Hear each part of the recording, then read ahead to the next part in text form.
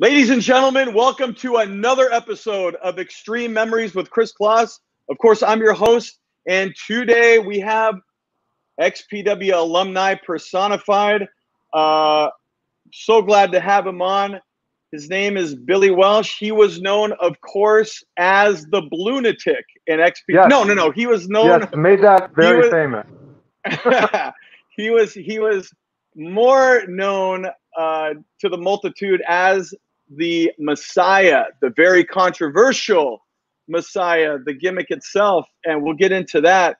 But Billy, thank you so much.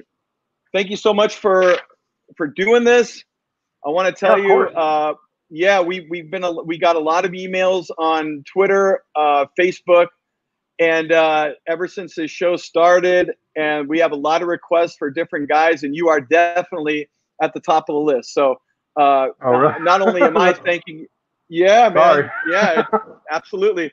Not only am I thanking you, but I'm sure I'm speaking for a lot of the people that have sent us messages and emails. So, but again, fans, thank you very much. Thank you for coming on. Our pleasure. But again, fans, this is Xtreme Memories. Our guest today is the Messiah, Billy Welch of XPW. And again, Xtreme Memories right here on the Wrestling Chatter channel. You can see new episodes on the 15th and 30th of every month. Be sure to like, share, subscribe.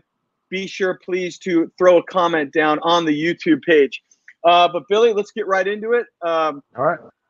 So you actually, when you started when you got into professional wrestling, getting into the business of professional wrestling, I was working as the ring announcer at Slammer's Wrestling Gym. Now I know you were involved in that. I don't know if you and I necessarily crossed paths because I didn't do every show. But is that your initial start in professional wrestling with Slammer's Wrestling Gym? Yeah, it was Slammer's, okay. man. It was yeah. Unfortunately, I don't remember. Dude, my memory has gotten so bad. I used to pride myself on having a great memory, but you and I both. Yeah. No, yeah. See, I don't remember you being there, but I was there right when I started. Essentially, when I started doing the classes, Dynamite D was still there, but D left. Like within a month after I had started. Okay, so that's why you and I didn't cross paths then, because I'm a little foggy on Slammers, but I kind of got in there and I kind of like went with that crew to SCCW myself. So there you go. Okay. Yeah. See, like what's funny is when I was a kid, I mean, of course, I watched wrestling. I loved professional wrestling. My dad wasn't a big sports guy or anything like that. How I came across professional, for some reason I just fell in love with it, and I was all consumed by it. And I don't know if you remember the Cable Wrestling Network or like Channel 3 had they had Dynamite D, the Wrestle Talk show, and I would just sit there and listen to it.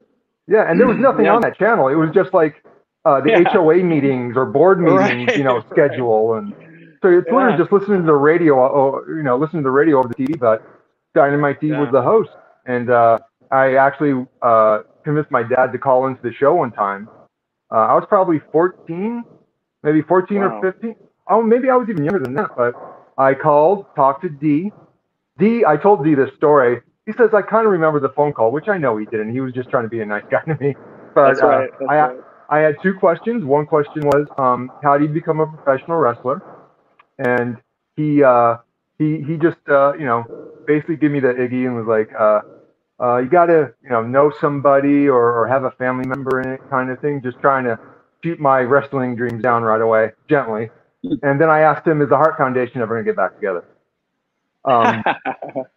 And that was my first interaction with D. But on that show, D was always plugging Slammer's Wrestling or Slam U. Right. Yeah. Yep. Was always plugging it. And right when I was 17, 18, getting out of high school, I really wanted to try to pursue being a professional wrestler. And of course, back then, AOL was American Online was in its infancy. So it wasn't like you had the internet just to go and look up all this stuff or anything like that. And the only time I ever saw a wrestling a commercial or something, an advertisement for a wrestling school besides Slammers was when Ultimate Warrior was plugging his Warrior University on WWE. Yeah, right. In Arizona. In Arizona, yeah, and I sent it, whatever the money for it, whatever, and I got some packet back, and in it was just essentially pictures of his supposed facility, and him inviting me to go to what he called a no BS seminar for $300. Now that didn't include, my staying there or getting there or food or anything. It was just $300 to go to basically hear him speak, which I was going to pay that. And my dad, being very supportive of me, would have, he asked me if I wanted to go. He would let me go. He's like, hey, I'll give you the money to go. Right. But I didn't want that. And he brought up, what about Slammers? Because around that time that I spoke to Dee on the phone when I was 14 or 15, I believe the facility was in Sun Valley, California. It wasn't too far from where I grew up in Sylmar. And my dad made a bet with me. Not at all. Hey, just get good grades on this next report card, and I'll take you down to Slammers. And I did. We went down to Slammers on a Sunday or a Saturday, just out of the blue, no phone call. And Vern was there. I met Vern for the first time. And movie star Mike was there, along with Jeff Lindbergh. And they were just training, and they put on a little wrestling match for me. It was just me and my dad. They were just there training, and Vern had them put on a little wrestling match for me. It was the coolest thing in the world. Cool. Yeah. And but that's why I got back in this. That's why I just went to Slammers. My long, convoluted story was, I didn't know anywhere else to go or anything else. It was Slammers, and that's why I went there. Or was lucky enough to go there, actually. Yeah, and like you said, for those that don't know Southern California, that's like two neighboring towns, like almost a no-brainer, Sylmar and Sun Valley. So, that's that. And I too, like you, I mean, that's how I got introduced to all of it too, was listening to Wrestle Talk, and where you just basically watch the previews written on a computer screen of what the next pay-per-view events are going to be, and that's what the screen was. Yeah. I mean, it's crazy to think how far technology's come since then, and that's what we used to do. We used to sit in front and redial the phone about 50 times until we got in. But yeah, I would. So what were your thoughts on your training at Slammers? Did you feel you got the good training? Because that place that I've talked about with other people, I mean, places like that are just done. Like, they don't exist. This place was completely honored the tradition of kayfabe and professional wrestling. It was a total nondescript place, a warehouse in the middle of a nondescript area in the valley. And when you go in there, though, you feel like you were in these hallowed halls of like part of the pro wrestling business, from the whole museum they had there to the lobby with all the photos of people that have walked through, and also to the school of thought that Vern, Mike, D brought to like holding those old school traditions so highly regarded. To me personally, like, that was needed for me to really understand the respect for the business. I already knew what it meant, but to directly experience that and see others hold it in such high regard, I believe kind of propelled and really gave me that direct experience as far as, oh, this is how we do it behind the curtain. And so do you find that you look back fondly on the type of training and psychology that Slammers offered, and did that transmit over to what you did later on? Yeah, my only, and I hate to start off with a negative, my only negative when it came to Slammers was that it was a great place to teach you how to work, but not how to get work. Vern never wanted any of us to leave. In his mind, why would you want to go anywhere else or even go to the WWE, or why would you want to do that? This is the, you know, we're doing it here. Like, but, you know, my primary trainer, because I mean, D gets a lot of the praise, which he should, especially, you know, in the XPW side, he was training a lot of the guys. But my primary trainer was Carlos Montana. Yeah. Carlos is the one who trained me, man. And Carlos was a no BS guy, man. He would beat the crap out of me, man. And he enjoyed it too, whether he admits it or not. He enjoyed it. But a funny story: my first actual class training with the guys, I went to the beginners class, and I guess some kind of news, I want to say like hard copy or something like that, or Inside Edition or something. They were filming something there for the next class, and Vern asked if anybody from the first class wanted to stay, and I, of course, rose. I'll do it. Yeah. Anytime, I always volunteered, whether it was tearing down the ring or, hey, you need me to do it. I always did it, and so I stayed. And if I remember correctly, they wanted to do the shot where it was a female reporter. She would walk to the ring. All the guys are just, you know, throwing punches at one another. And then as soon as she left the ring, we were supposed to go wild. And Vern purposely brought me in the ring and said, hey, Carlos, and this is the first time I met Carlos. Carlos, this is Billy. You know, Billy, Carlos, blah, blah, blah. Billy knows how to do a back bump. He can lock up, and he can chop, like to the chest. Yeah. That's it. And I don't remember if Carlos was wearing his mask, because in Slammers he was Hombre de Oro, the man of gold. He wore his mask. I remember that. But I, you know, Carlos was just like, what? You know, I wanted to like show off or something probably. And so Carlos gets me, you know, she starts walking. They call action. She starts walking, and he and I I think we just locked up, moving back and forth. And then as soon as she left the ring, everybody goes nuts. But Carlos kicks me in the gut, then gets me up for a tiger bomb and tiger bombs me. Which, if people don't know, it's basically like getting the arms back like in a pedigree, and he lifted me up and just in a power bomb. Yep. I'd never done anything like that before. He just did it.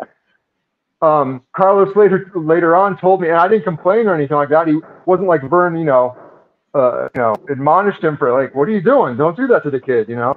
But Carlos later on told me, years and years and years later, this is when we were in XPW, he kind of said, you know, hey, because Carlos never gave compliments to me ever, except when he was drunk.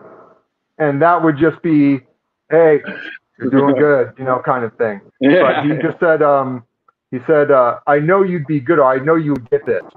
I was like, how did you know that? He goes, because during that time with the news reporter, you just went with it. You didn't fight it.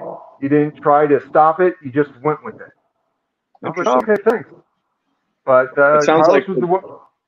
Yeah. Sorry. Go ahead. No, please. Oh no, Carlos was the one who trained me. But and as you said, tradition and keeping kayfabe. You know, I didn't even really get to, when it came to the wrestling side or working side, I never really got to, they didn't teach me anything for a couple months. It was more grappling. I was grappling guys, you know, trying to make each other tap. And then once we were tired, it was, all right, let's do some drills. We'll do this. Okay, we're going to learn a suplex today. It wasn't, there was no glamorous thing to it. If you went in there thinking this was WWE or anything like that, or WCW, that was not what it was, and you were sadly mistaken.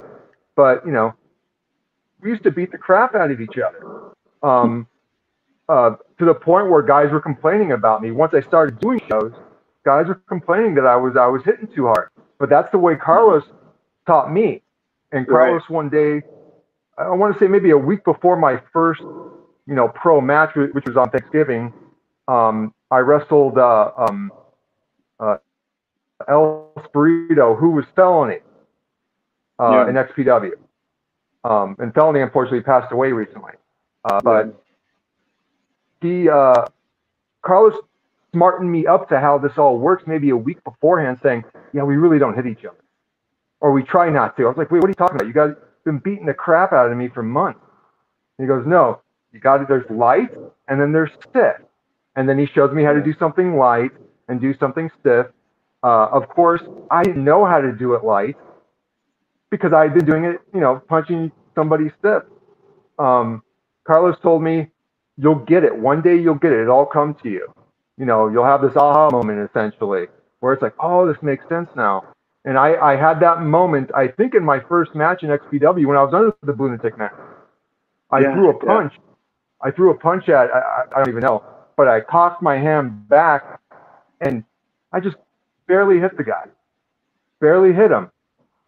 Because when I wasn't wrestling, I was in the mirror punching at home in the mirror, like practicing my punches. Mm-hmm.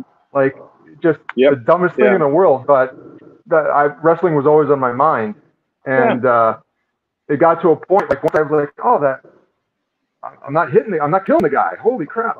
I remember after that match, because it was a battle royal, and I was just a throwaway guy. That's why they put me under the blue mat in XPW. They didn't want to ruin, or they didn't want to just ruin me, I guess, as a job guy or an enhancement guy, whatever you want to call it.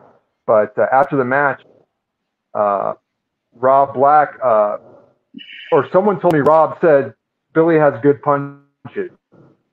I was like, oh, cool, thanks. Which because being in the business, some guys, they have atrocious looking punches. The punches look like shit. And there are guys who have, like a guy like Vern Langdon who ran Slammers, his punches looked horrible. And they hurt. They were just these big meat hands, and he would go like this. He was hitting you. But then there are guys who, they look like they're killing you, but they're not. If I didn't have that kind of training at Slammers, being stiff and really kicking the crap out of me, which in my mind it was twofold. The reason that they did that, one was to weed out the guys who really didn't want to do this. Totally. What guy in their right mind would pay to go to a school and allow themselves to get kicked and punched for real? And then I don't think if I had not been taught that style, that I could have ended up being light and making it look convincing. That I'm not really trying to kill a guy with a punch or a kick or anything. Exactly. No, that's interesting. And I don't know if even I knew all that. I knew you came out of Slammers and we knew each other early on, but you're right. We didn't meet each other in Slammers. You and I met in XPW. So you were there. Now you came into XPW, not right at the beginning, if I'm mistaken, or if I'm right, you came in like shortly thereafter. Like you weren't part of it during the first show or the second show. No. You came in though in 1999 still though, right? It was. Yeah, it was 99. Yeah. So the first show was July 31st of 99. Okay, so the first show was July 31st of 99. And then I remember you came in and you did the Blunatic, right? You were the Blunatic, and it was just a generic.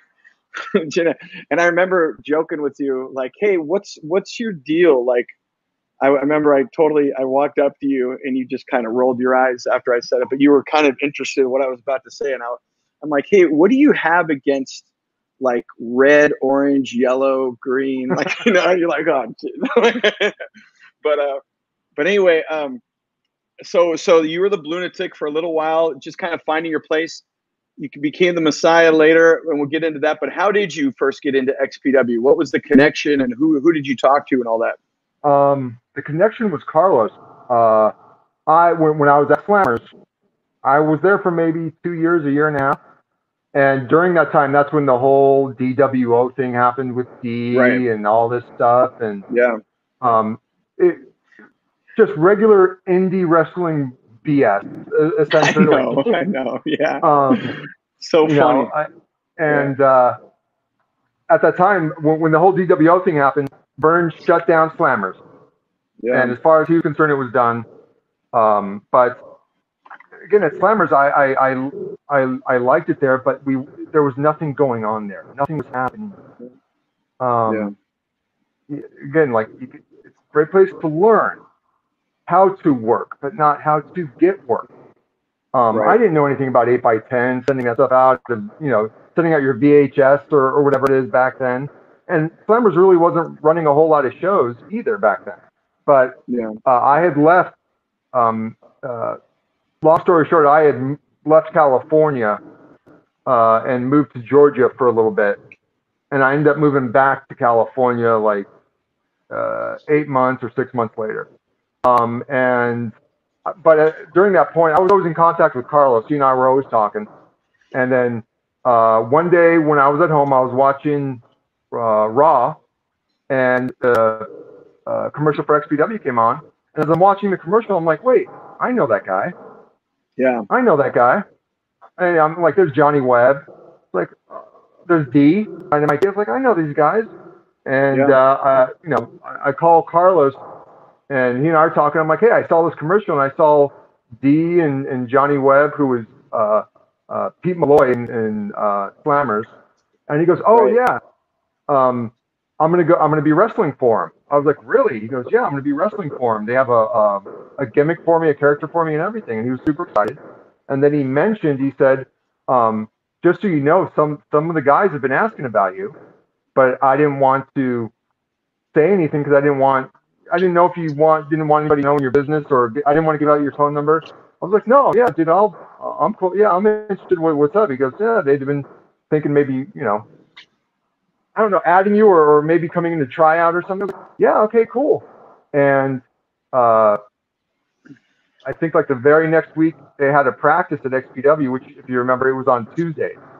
Or was our practice at XPW. Yeah. There would be a practice. The guys would get in the ring and practice and do whatever. And then there was a company meeting in Rob Black's office.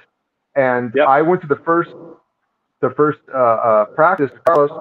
And funny story, as we're walking in, Carlos drops the bomb on me. Oh yeah, they shoot adult movies here. I was like, oh, okay. He goes, yeah, the owners, they have an adult film company, and I think they're Jewish, so don't make any Jewish jokes. And I was like, I don't make Jewish jokes, but okay, all right, take the heads up. Like, all right. Walked in there, and I see whoever. I see Supreme and Chaos. I had already met Supreme and Chaos on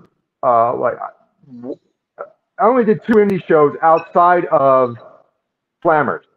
And on those 2 indie shows, Supreme and Chaos were on there. So I had met them briefly and was kind of familiar with them already. But of course, then there's D. Oh, actually, sorry. I forgot I did this. I saw that commercial for XPW. I talked to Carlos about it. Carlos said XPW is having a show at the Reseda Country Club. Was that what it was called? Yep. The Reseda Country Club. It's like, okay, he goes, yeah, you should come down. So I came down. I actually paid money to go to that show. I waited in line with the fans to go, watch the show. As I'm watching the show, that's where, hey, there's Dynamite D. All of a sudden I hear, Metallica music start playing wherever I may roam. Here comes this guy with a shopping cart. I'm like, is that Jimmy? He has the long hair and everything. The fans are going crazy for him and everything. He's taking these, crazy bumps.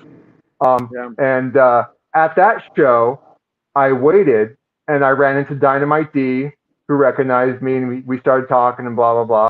And that's when I came to that company meeting, or my first practice there. I practiced, did whatever.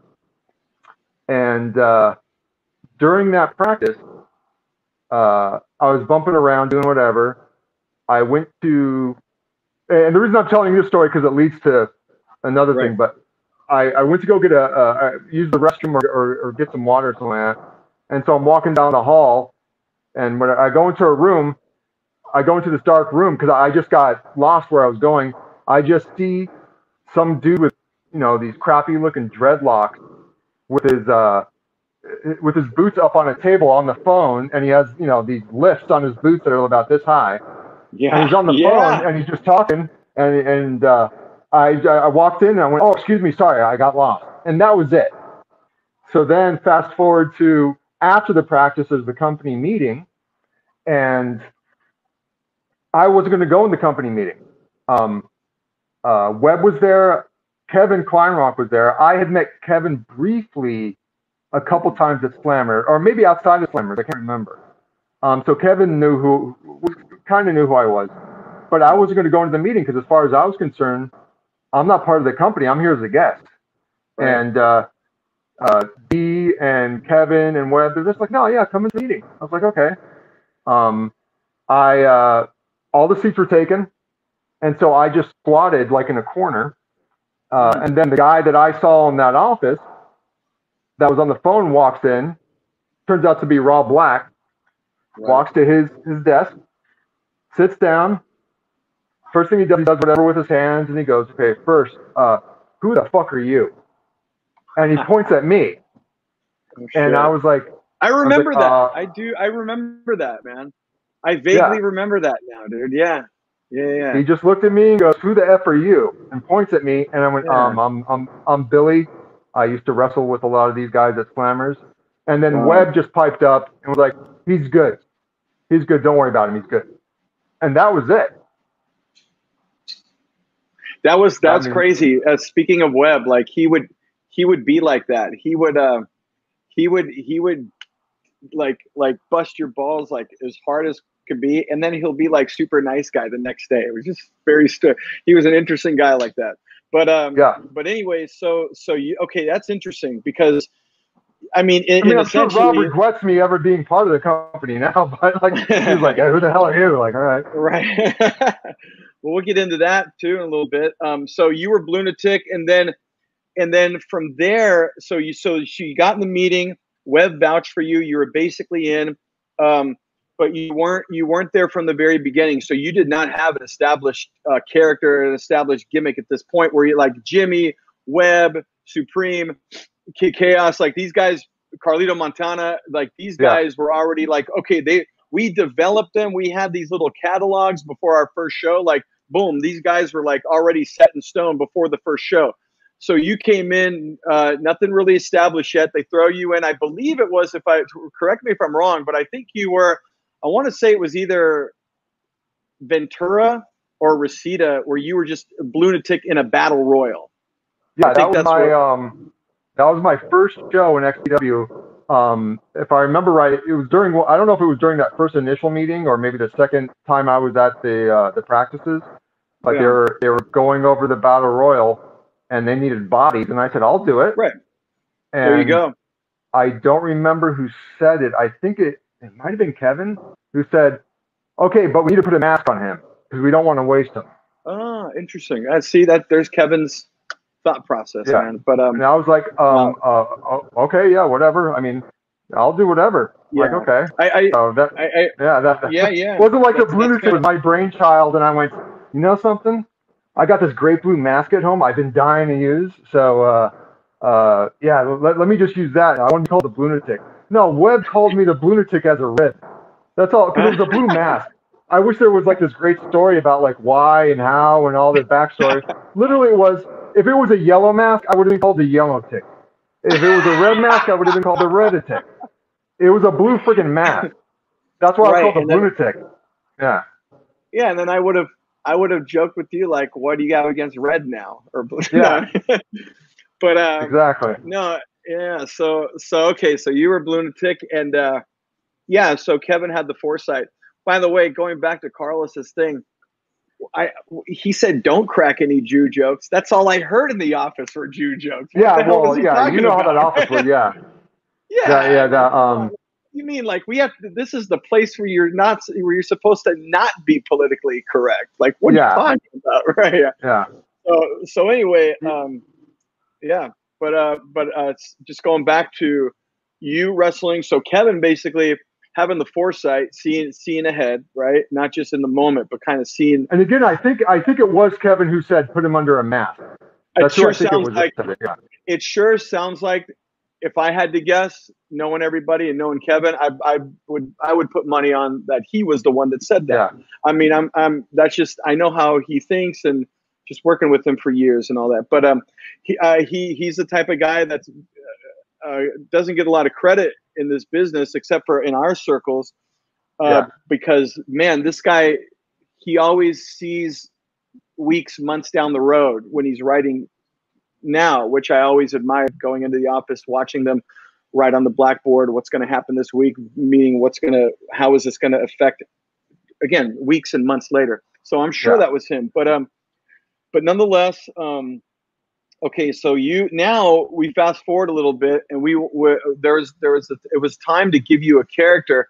Now this was definitely the most controversial character, not only in XPW, but probably in professional wrestling at the time, where you were the Messiah, literally the Messiah. Jesus Christ returns, and written by a Jewish guy, right? But actually, yeah. But nonetheless, you were like, that was how we put you over on the commentating. Like, this guy really 2,000 years later, he's claiming that he's that guy now, give me a break and all this. But it was like, you were now the Son of God that came back from the biblical times and we are now in almost the year 2000. I mean, the timing couldn't have been better, so this was like, again, we're saying before, the way this office was run, very politically incorrect, right? This was like, we talk about this on other episodes of Xtreme Memories with some of the guys, that wrestling changed so much after XPW, not just for us, but the whole wrestling world, that kayfabe, that kind of Wild West mentality, that non-protected entity in sports or entertainment that was pro wrestling. There was a lot of freedom, and this XPW, the offices, that exemplified it more than anybody. So pushing the envelope is a mild description of what we did. It was push the envelope. We're going to bulldoze the envelope, right? And that's what the mentality was for XPW, with the mindset of the extreme associate side kind of trickling in to the wrestling company. So you were the Messiah. Now, I can share with you something that happened with me in the very first home video, where, in large part, and sometimes Rob wanted to be ECW. And we, to the point where it was like, okay, Kris, you know how Joey Styles, ECW announcer, says, "Oh my God," he wanted me to say, "Kloss, I want you to say Jesus Christ when something happens." And I was like, and I did it like a couple episodes, and I kind of fought it. I'm like, hey, I don't want to do that, but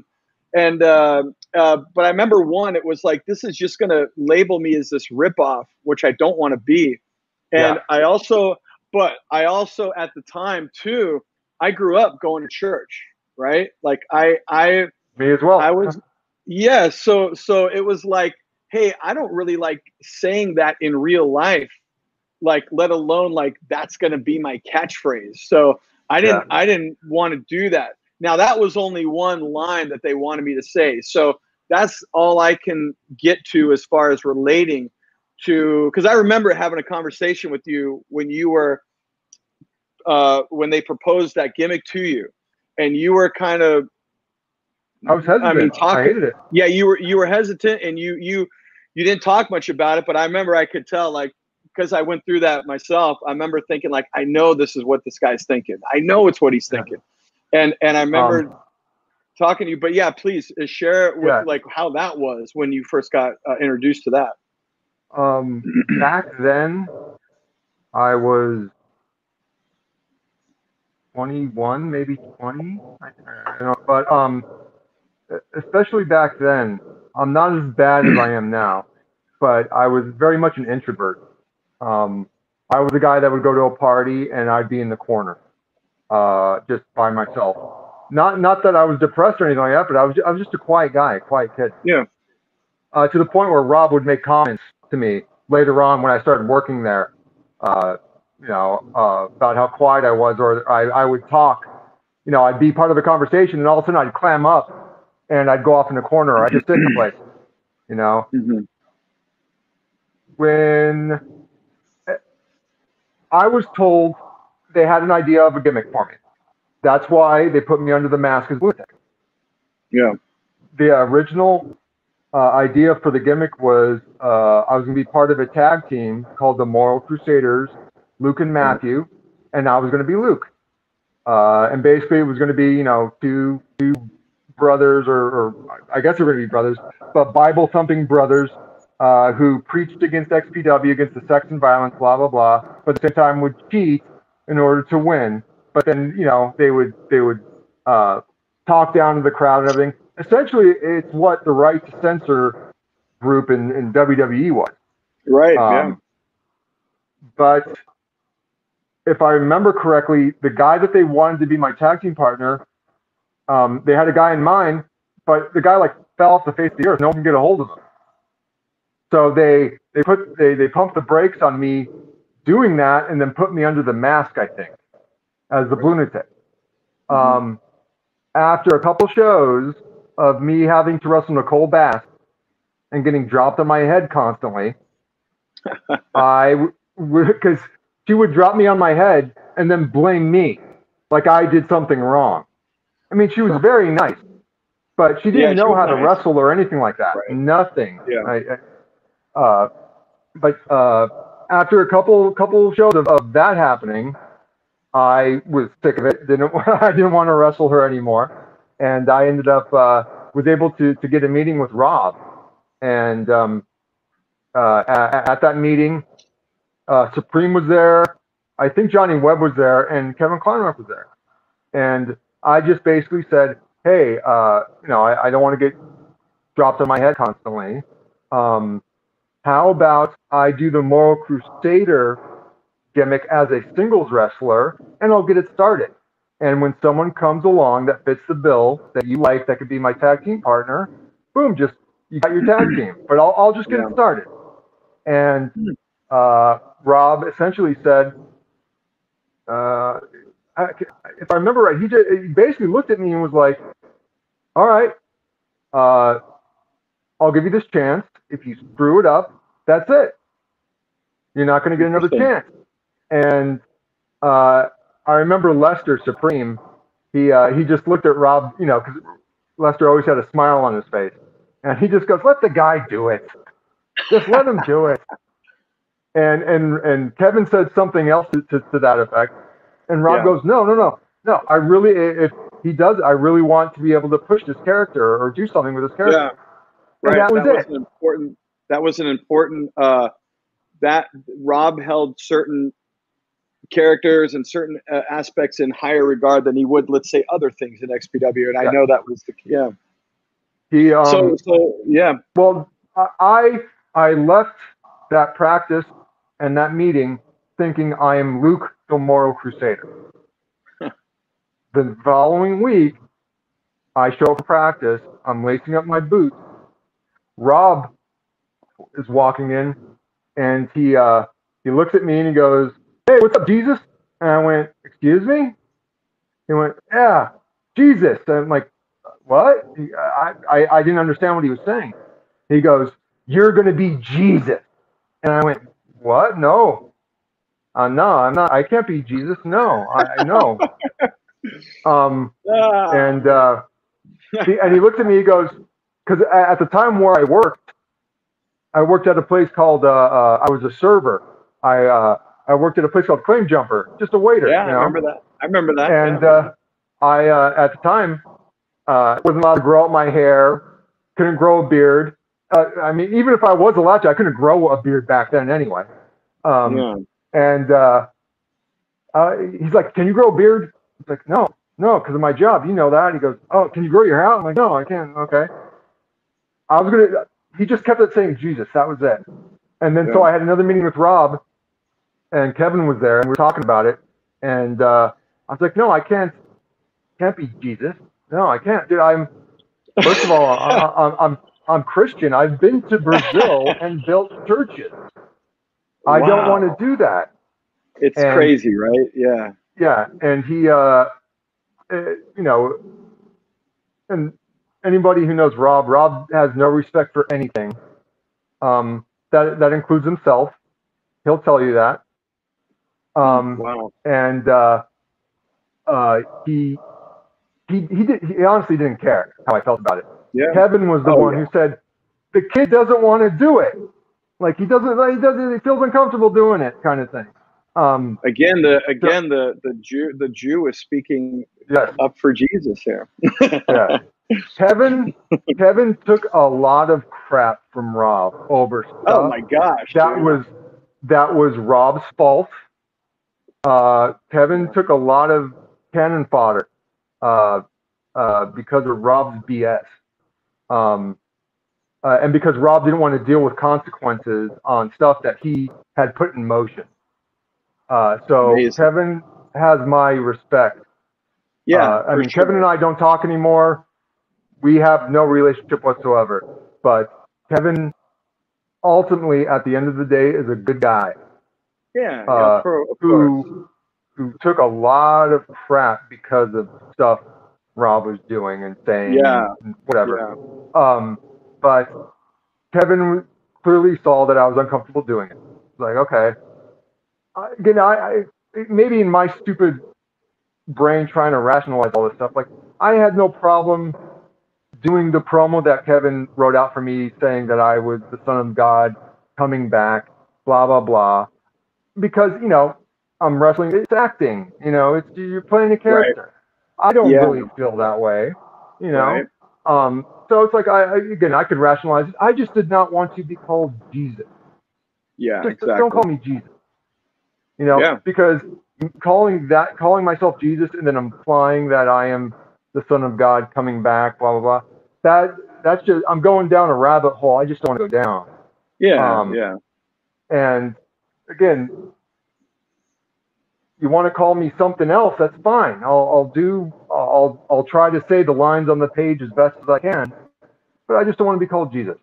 And so that was it. Kevin wrote out this huge, for my debut, Kevin gave me this huge script, and I tried my best to remember it. And, you know, I did. I was in, you know, I don't know how many hours I'm going over it, just like repeating it, blah, blah, blah. And my debut match, I think, was against Webb. I think so. I think so. It was against Webb, and I had to go out there at the Palace in Hollywood, I believe. It was either the Palace or the Ventura Theater. I think it was Ventura, because back when we were doing this, you know, the Ventura and then Palace, you know, the very next night kind of thing. Can you remember this, Billy? I remember it was probably at your debut show, and it was like right before you went out, and you and I were talking in the back, and you were kind of going over your promo, and Andre, You Suicide, and all his buddies were like sitting in the front row, and they were all drunk and they were shouting and all this stuff. And I remember like we had a little conversation. It didn't last long because you had to go out, where you were kind of telling me about like, shit, dude, this gimmick, man, like basically what you're saying now. Because I don't know if I shared with you at the time the whole Jesus Christ on commentating, but maybe we were relating in that moment and we were kind of talking about it. It was something to that effect, and it was short.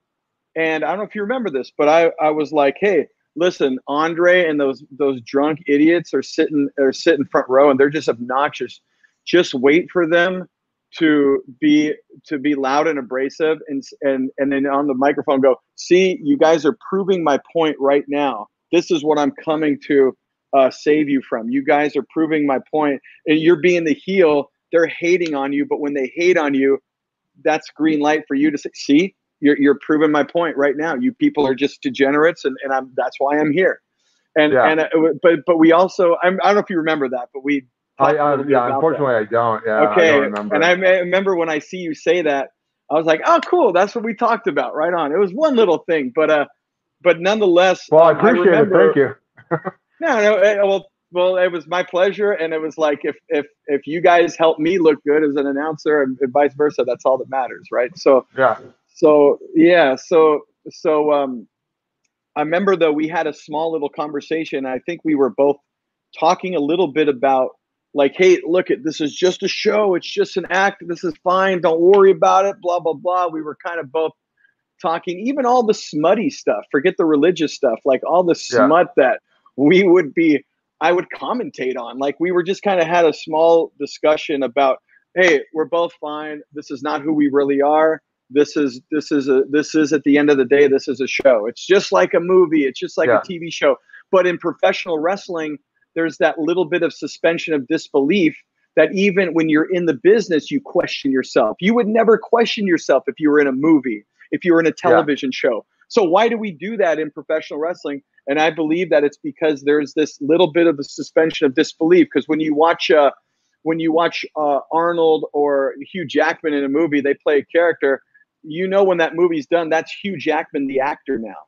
Whereas when wrestling's over, oh, that's the Messiah I see in the parking lot. Like you don't separate it as easily. So we also kind of question this when we're in the business, because again, if I'm acting like a piece of shit, smutty guy degrading to women, or like whatever I'm doing on commentary, if I did that in a movie or a play, no problem whatsoever. But now I'm doing it in wrestling and I'm questioning myself. It's like, we got to get back to basics and remind ourselves, no, this is also a show, right? Yeah. So absolutely. It's just different. Yeah, there's a different suspension of disbelief in wrestling that I don't think you and I, in our own respective ways, would have questioned any of these things had we not been doing a television show, movie, or play.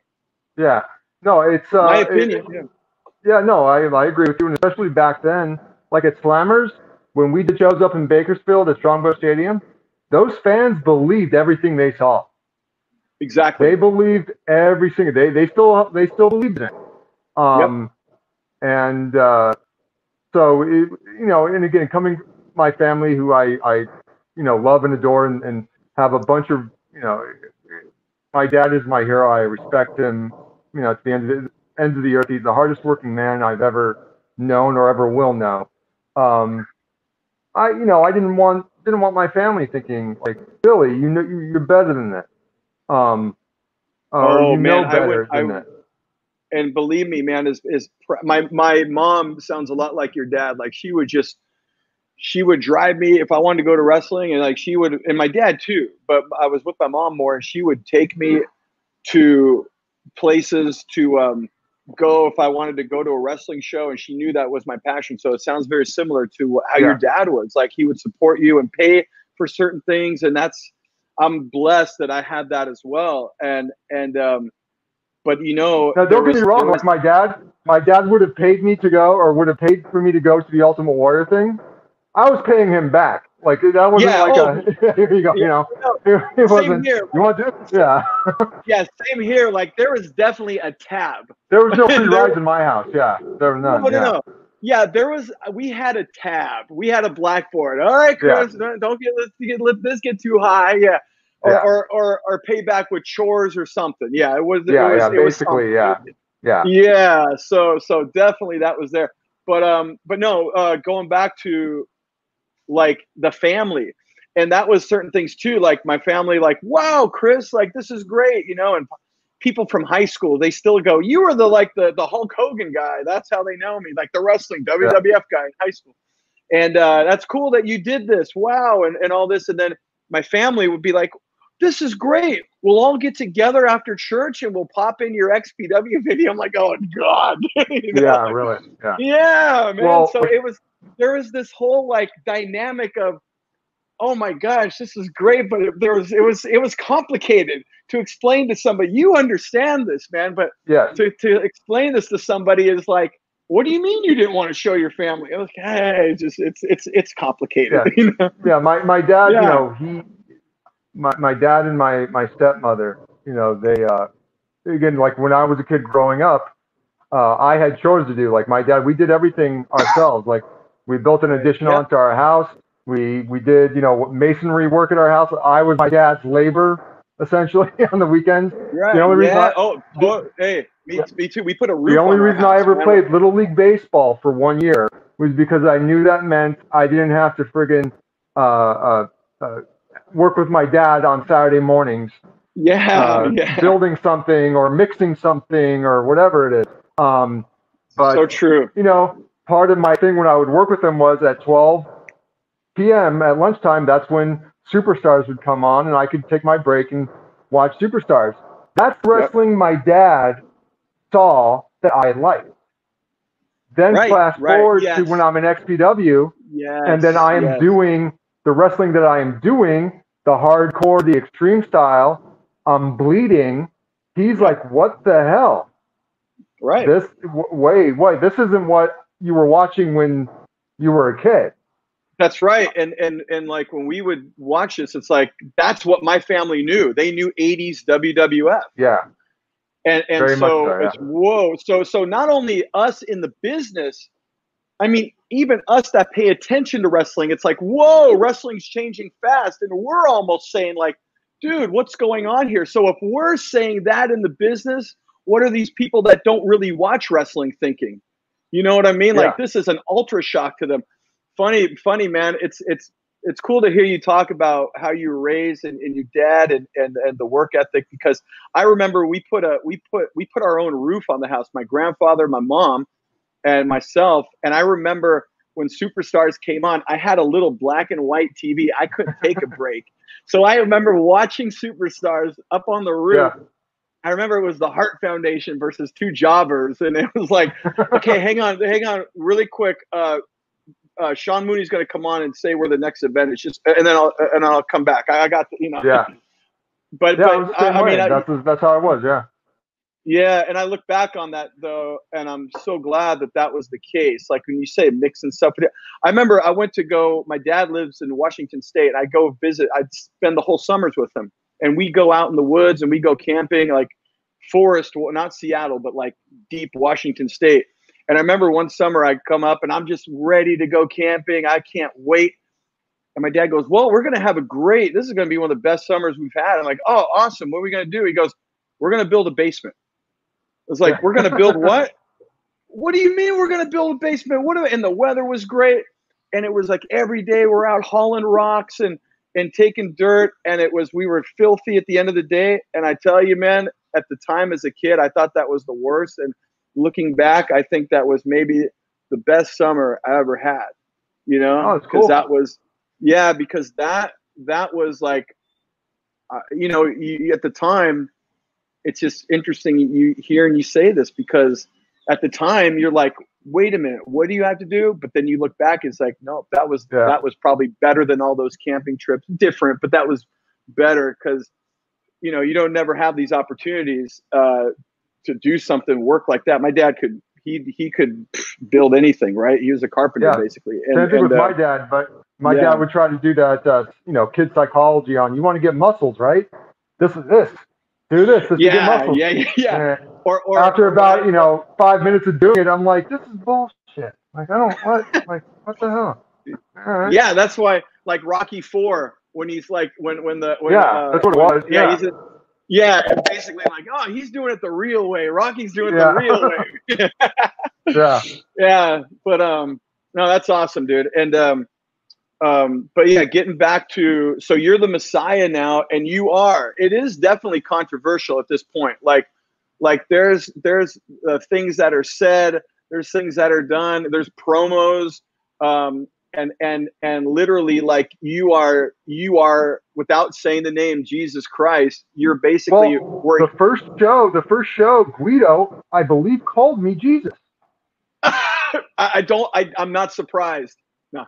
He called me Jesus, and I got mad. And I don't remember. I honestly, because I wasn't supposed to be called Jesus. And I remember that, dude. Yeah, I remember that. I got mad, and as far as I was concerned, like I don't know who said it. Rob or Kevin said, "Okay, you're gonna be called Messiah or the Savior or something." I was like, whatever, cool, as long as it's not Jesus, I don't care, dude. And in my mind, I'm thinking, okay, this is just something I can use, and then I can just drop the name whenever. Fast forward to now, I've always hated the friggin' name. I hate being called the Messiah. I've never liked it. When I signed myself in as Billy. I don't like. I've never liked it. People would always ask me. I remember Colt Cabana one time asking me, "Hey, how do you feel about Alex Shelley calling himself the technical Messiah?" I don't care. Yeah, cares. Cool, go for it. Or Roderick Strong, the Messiah, the Backbreaker. I don't care. Or what about Seth Rollins, Monday Night Messiah? Do it. great, make $1 million with it. Yeah. I hate the friggin' name. Right. And right. I hung on when I left XPW, not to fast forward, but when I left XPW, the first few indies I did in California, they were referring to me as the artist formerly known as Messiah, because I wasn't sure if I wanted that name. I really didn't know. And I would talk to guys that I respected about it, and they would be like, that's what people know you as. Yeah. You know what's interesting about that, Billy, is like times have obviously changed. We're talking 20 years ago, right? So like different things in culture and society have changed. Like there was we were talking, I was in this forum and we were talking politics and we were talking about race in America, of course, everything that's going on now. And we were all talking about how like when you saw a tolerant person, let's say 30, 40 years ago, like that wasn't racist. It's like, okay, I believe that person wasn't racist. Whereas today, a lot of people are just being politically correct, right? Yeah. So now that concept, what I'm getting toward is like people now today are a little bit more loose with religion, let's say, generally speaking, right? As time goes on, it feels like people, at least in this country, are a little bit more loose with religion and strictness. And so now, like you said, you have the modern day Messiah or Seth Rollins and the Extreme Messiah at 20 years later. But when we were doing that in XPW, it was like that guy, same concept, different topic, but it was like that guy back in the day that was like, he didn't have to be tolerant. And now you fast forward, everybody's being tolerant and you don't know who's genuine about it necessarily. Yeah. Well, the same thing, like people now are loose with religion. So you have this modern day Messiah on Monday Night Raw that would never have taken place 20 years ago. And that gimmick would never have taken place ago 20 years ago. So something can be said for, we were definitely going against the grain and doing what we wanted to do, not just because culture said it's okay to do it. This meant something when you were the Messiah versus things you see today on television, because we were being again against the grain, and we were being controversial going into the lion's den with a gimmick versus now you can do it and it seems controversial, but this ain't controversial. The Monday Night that is not controversial. What was controversial was you doing it at a time when you did it. And again, with the outlaw fed that we basically were, we weren't necessarily censored by anybody. So we were just basically doing a lot of things that would never fly on network television today or back then.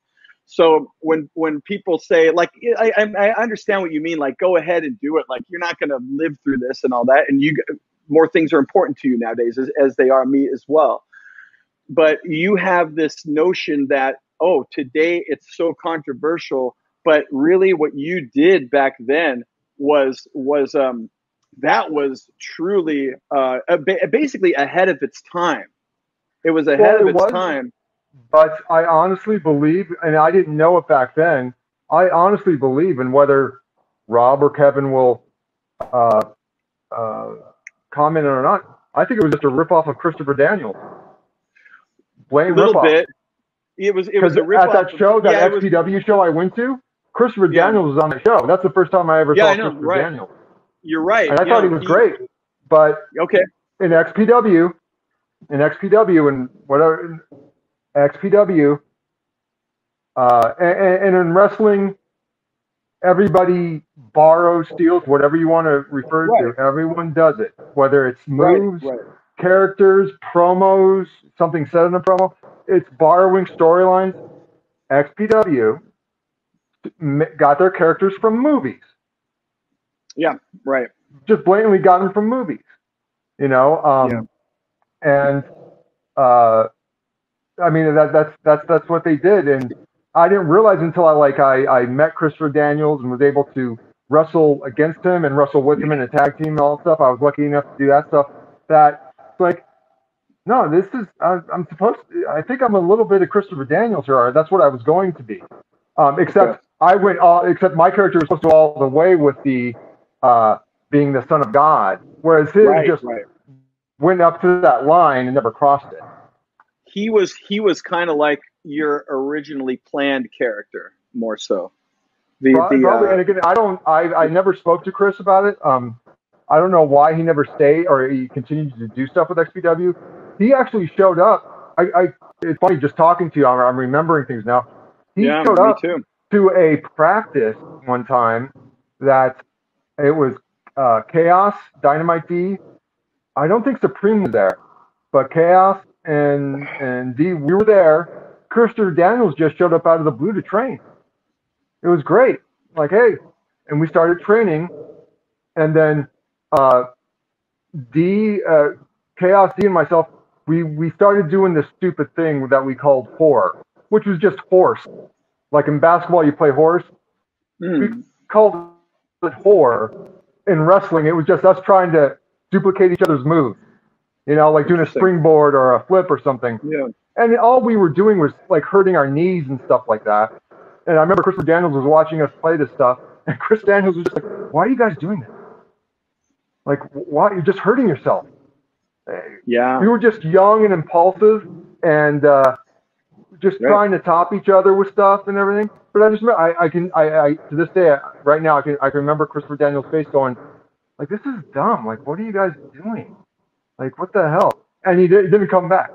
I don't know if that's not why he came back. I never asked him, but like, we were just, you know, not to get sidetracked again, but it was just, I honestly think like it was, hey, you know, I like what Christopher Daniels was doing. You know, this is what Rob was thinking. I want that kind of character. I want that. That's what I want. Right. But I want it to go all the way. Yeah, and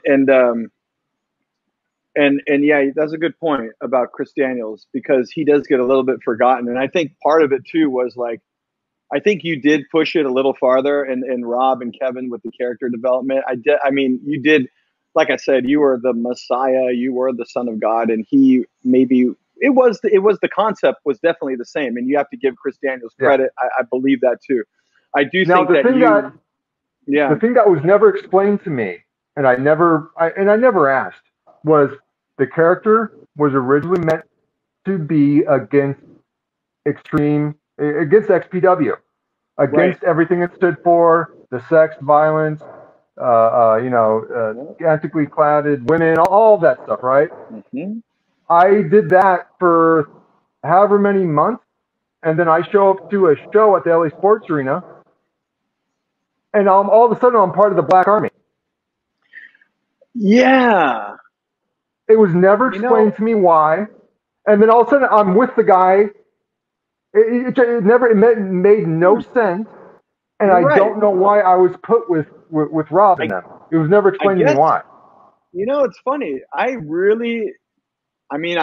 know every show. I commentate every show and all that. But I never, and I was really into studying when I would do this. Like, I knew everything that was going on. I had to, right? And it's like, I never, until you said that to this day, I never, like, it makes no sense.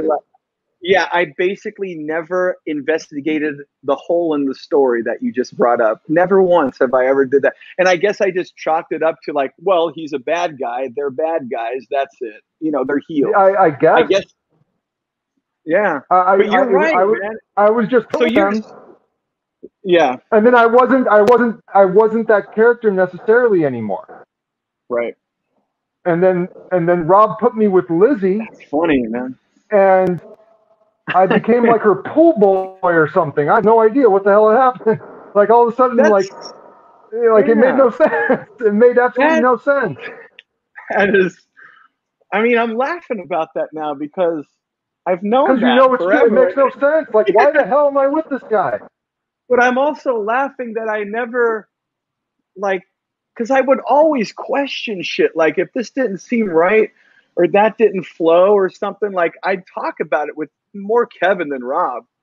But I would talk to them about it. Always. Well, dude, I would do that. Yeah, I would always do it too. And I never questioned it. I think my mindset back then was, okay, if I'm with the guy who owns the company in his group, that means more TV time for me. course. All right. Okay, cool. By me. All right, whatever. Cool. And let's do it. Maybe now too, you can get rid of the religious guilt because, okay, now I'm just a false prophet. I'm not Jesus. Yeah. I mean, and if I really try to dissect it, I think it was just essentially we need guys to do promos.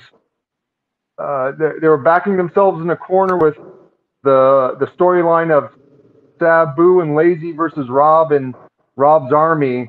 We don't have anybody here in the city that can come to us at a moment's notice to do promos. Billy can do that. Yeah. I think it was just it was as simple as that. That's all it was. So now, interesting segue, because you grew up in LA and you all your life, correct? In the Valley? Yeah. I basically grew up in Silmar. I mean, I was born in Michigan, but I'm pretty much a California kid. Yeah. As illustrated by your hat right there, but nonetheless, yes. I'm always repping Detroit all the time. How old were you when you moved to Cali? Dude, when I was born. I mean, it was like 2 weeks after I was born. But my parents got divorced, and my mother moved back to Michigan. So I was always going back there to see my family. I have a huge family in Michigan. Gosh, my sister and I were always going back to Michigan. And as a kid, I mean, I lived with my father, but for some reason, and I don't know why, I've always had this unwavering love of Michigan and Detroit, and just fiercely loyal to the point when I was like 16. Like the only hats I ever wore were Detroit hats, Michigan hats, and someone would give me another hat, I would not wear it. I can remember when I was in elementary school, getting chased around the school because I was repping my Detroit Bad Boys T-shirt when they beat the Lakers. Yeah, and no, like I legitimately had older kids chasing me around the school trying to get that shirt off because I would not take it off. Yeah, that is a no-no in LA, especially that time. I'm a Lakers guy, so that's my era, dude. That was my life. I was Lakers, Magic Johnson, and professional wrestling. That was it, because I played basketball in high school and all that. So, but we have similar stories. Like my dad, he lived in Washington State. My parents were divorced, and my sister and I would go up and visit the whole summer. And I had this my second home and this love for Washington State, Seattle, and all that. So yeah, it's kind of cool, kind of interesting. And the work ethic was there, like we said, in both sides of the family. But so now you're talking about, so you grew up in LA like I did, in the Valley like I did, and now what was it like for you? Because one of the greatest moments, not in XPW, and I talked to a lot of guys about this on the show, was especially growing up in LA, was, man, now we're doing shows at the LA Sports Arena. And that was one of my fondest memories. Again, not just in XPW, but just anything I've done in this industry business, was like, that was just everything. Because I mean, I went to WrestleMania. I didn't go to 2. I should have, but I didn't go to, because it was a school night. I couldn't go to 2. Unbelievable. You're right, but because it would happen on a Monday, WrestleMania 2. But anyway, WrestleMania 7, all the house shows and all that. So I remember like walking into the sports arena, like, oh my gosh. So growing up in LA, can you share a little bit? Like, was that as monumental to you as it was to myself and others? My dad only ever took me to 2 WWE shows when I was a kid, and both were at the LA Sports Arena. And so being able to wrestle there was awesome. Watching, and I don't remember what show was on, but the moment I knew I wanted to try to become a professional wrestler was at one of those LA Sports Arena shows. And it was when Bret Hart came out and he wrestled Kurt Hennig, Mr. Perfect. And they went to a 15-minute draw. And my jaw was just on the floor because they were going hold for hold and countering each other. And I thought it was the greatest thing in the world. And that's the night that Hulk Hogan was my favorite wrestler. That's when Bret Hart became my favorite wrestler. And that was before, Bret Hart, did the whole thing with, beating Mr. Perfect at SummerSlam and everything. That's why this is right when he, broke up with, the Hart Foundation for the first time. But watching that, I was just like, I want to do this. And I can remember, I can vividly remember, some of the XPW, the commentary that you and Larry would do. In particular, when I wrestled Chris Candido, I did a suplex, and I would do like a hop suplex or whatever. Just instinctively would do it. And I remember Larry saying something on commentary about how the way I was doing the suplex. And then when I went backstage, Chaos was there. He goes, "It's something." He basically made a comment about you and your Bret Hart suplex, because I was trying to do stuff like Bret Hart.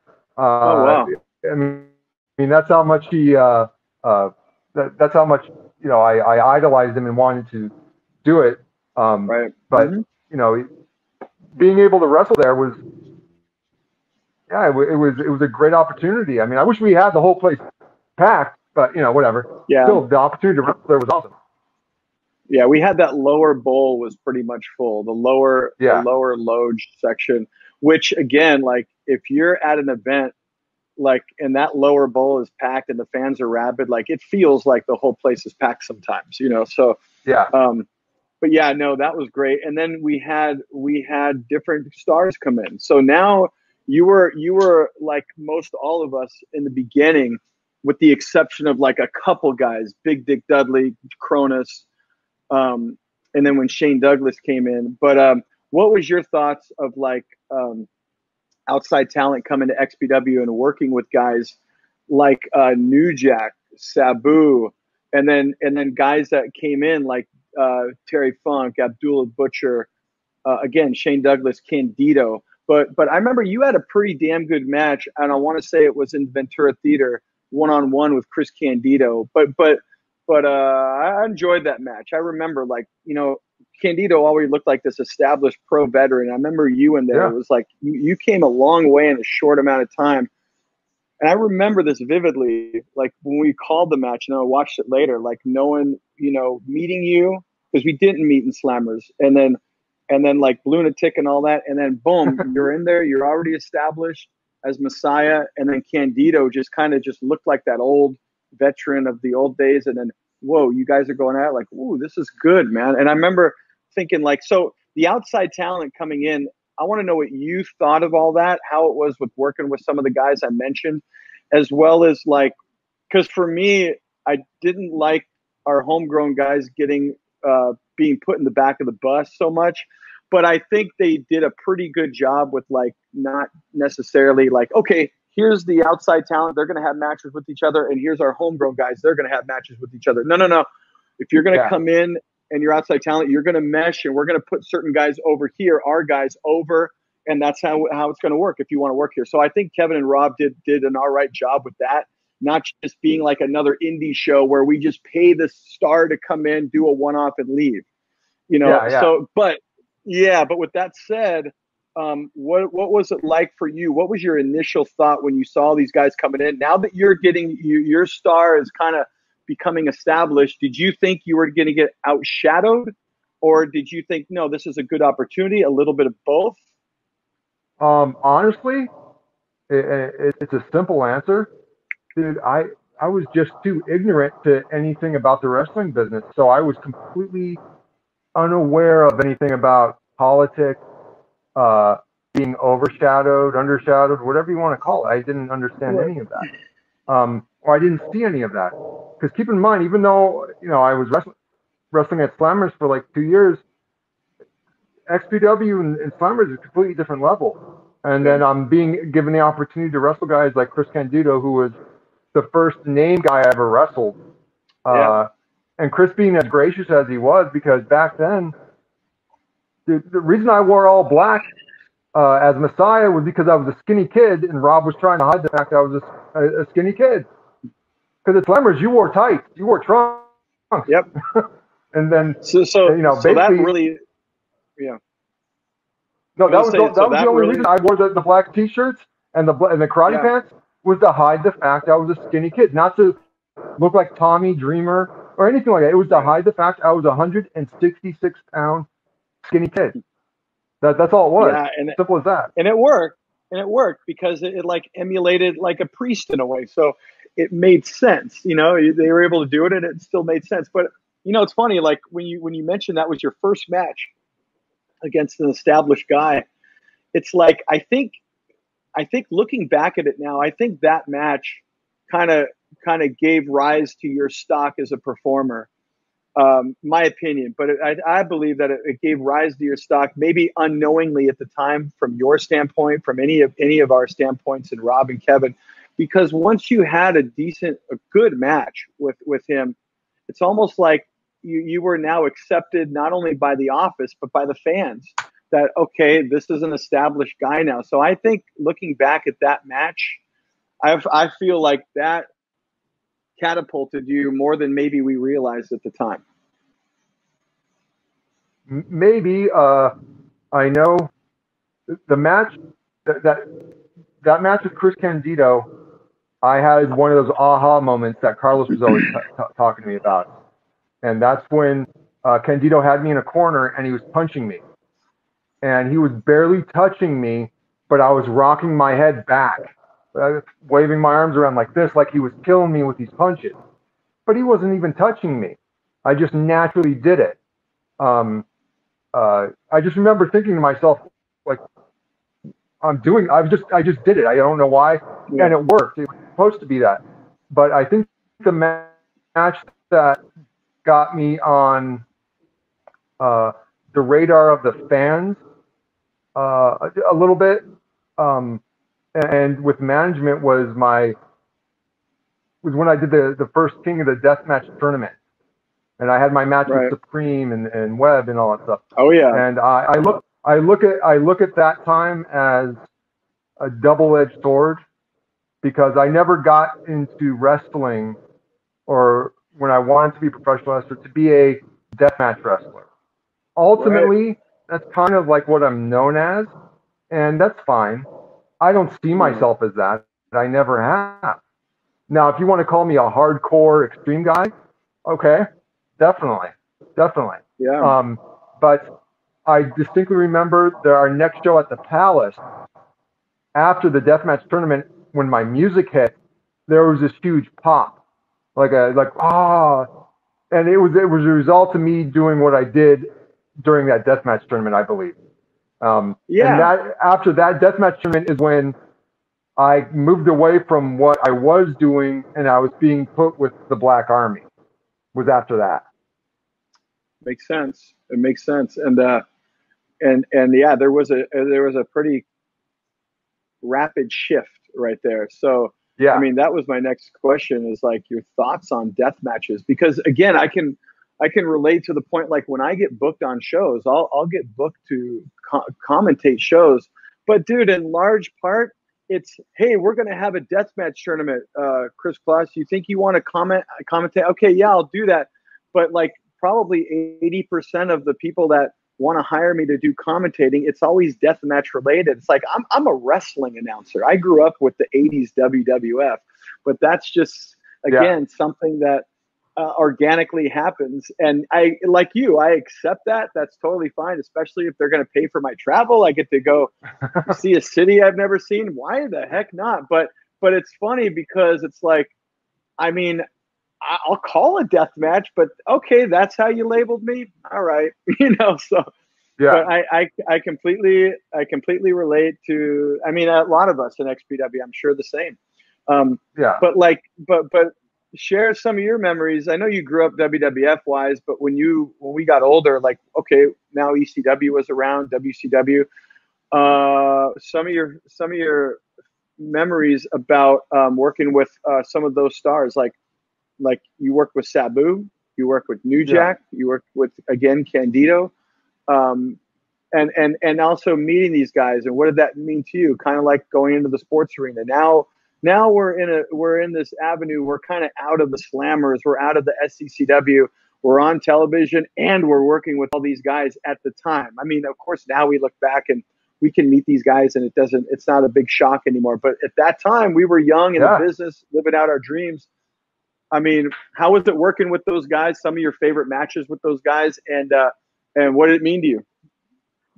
It was awesome. I mean, the first time I wrestled Sabu was at Strongbow Stadium in Bakersfield when they had to strip Candido of the title, and that match, he chewed me up. He chewed me up because I was so intimidated to wrestle him.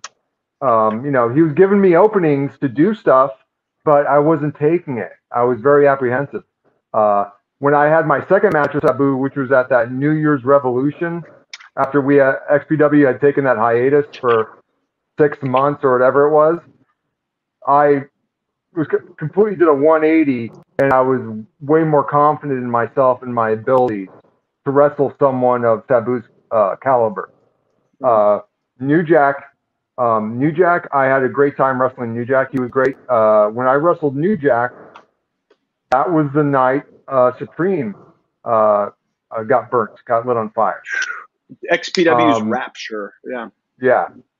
Okay, was that the show? And I remember, at least I think that, dude, was that the show? I think that was the show. Crap, was that the show? I'm pretty sure that was the show. But I just remember New Jack taking me aside and being very serious with me and saying, hey, these people have seen some really, really horrible stuff right now. You need to go out there, try your best to take their mind off it. Try your best to take, their mind off it and your mind off it. I know that's your friend. So you need to go out there and just, do your best, man. I know you can do it. Like, okay, and at the time I needed to talk like that. Because seeing what happened to Supreme, to Lester, was horrific. And my first instinct was to run out there and help him. And I couldn't do that because he and I were rivals and didn't want to break kayfabe. And then wrestling Candido, like I said, Candido was the first name guy I ever wrestled.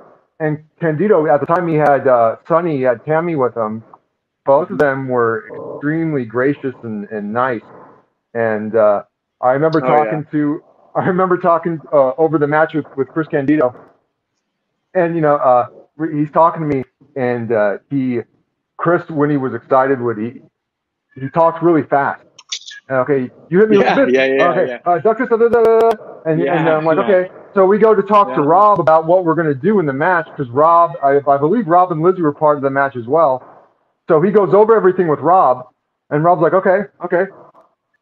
Chris walks away. Rob looks at me and goes, "Did you understand a word that guy just said?" I was like, "Yeah, I understood it. This is okay.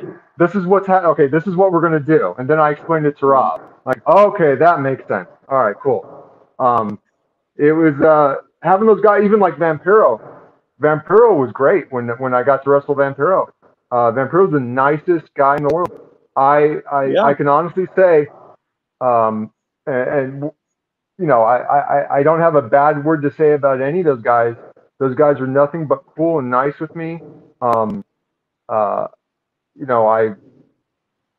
don't know what their feelings of wrestling me were. I mean, after I wrestled Candido, I asked Rob, "Hey, did Candido say anything about wrestling me?"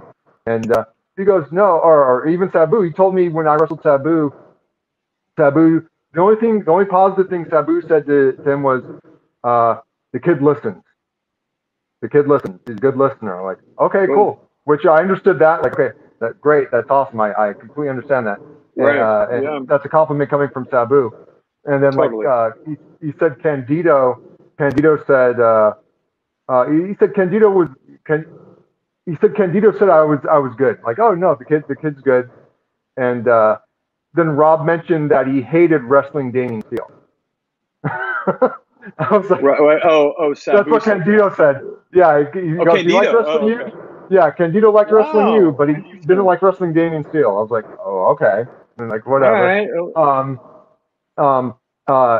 When I left XPW, I got to interact with a lot of those guys more in other promotions. like Sabu and I, Sabu was great. I mean, there was one time, I don't think Sabu gives a shit. He probably doesn't even remember doing this. I forgot what shoulder on, but Sabu offered to buy me steroids. he offered to buy me steroids. I was like, thanks. Okay, cool. He's like, you're good, kid. You're good. But Vince wants monsters. He wants big guys. I was like, I know. He goes, you got to put some size on. But if I get you steroids, do you promise to me that you'll use them? He promised me you'll use them. I was like, yeah. Okay, yeah. And then he went to one of the lucha guys who came up from Mexico and asked him if they had any more stuff, and they didn't. Which when I was so thankful they didn't. But Sabu's the most gracious, nicest. Will pull money out of his own pocket for the boys to make sure someone's taken care of. Wow. The guy's awesome. So were you around a lot of that? Were you around a lot of the steroid use? Did you experience I mean, it was kind of hard to avoid sometimes for all of us when you'd walk into a locker room. Sometimes you'd see it, but most guys would kayfabe it. Yeah. Was that something that you were pressured around, or did you, if pressured? Oh no, XPW, they didn't pressure you to do anything. Come on, Chris. I'm being sarcastic, by the way. Well, yeah, I know. But the next question I'll ask them is did you ever partake? Yes, I did. Okay. I did. It was an XPW. It was again. I don't think it's a big deal, but Rob was always threatening me jokingly. I'm going to stick a needle in your ass and get you big. I was like, okay. And then lo and behold, one day I come in and there's a baggie full of goodies. Oh, wow. Yeah, he, I don't remember who he got them from, and that doesn't matter, but he was a reputable guy because, I remember the guy saying he was looking at Sabu at his show and said, he's not taking good stuff because look at his skin. His skin is yellow. That's why when Sabu years later offered to get me stuff, I was like, no, I don't want it. Interesting. Wow. But Sabu, his skin is yellow because he wasn't taking good stuff. He was getting the stuff from Mexico, apparently. Is that also the reason too? He had the really bad back knee, and Steele did as well. If you remember. Oh, you know something? You're probably right. That I didn't even think about that. Yeah, that's probably what it was. Yeah. But I only did one. I forgot one round or whatever you want to call it of stuff. And to be honest with you, being on it, I didn't like the way I was. I was super aggressive. Yeah, I would get pissed off easily. There was an incident in the office with Kevin where I almost tore his head off because, and I don't know if Kevin remembers this, but Kevin was playing with a rubber band and he shot it at me and it hit me right in the eye. Oh shit. And I instantly jumped up and yelled, "I'm gonna kick your fucking ass!" And or I'm gonna tear your neck off or something like that. I did that to Kevin. Yeah. And Kevin just looked at me with a smile on his face and went, and I don't remember if it was Kevin or Rob who said, "Did Billy just what's the word? I forgot. Have roid rage or something?" Roid rage, roid rage. Yeah, I was like, dude, I was super being on that shit. I was super on edge. Like David Banner. You're like David Banner. You're like David Banner. Don't make me mad. You won't like me if I'm angry.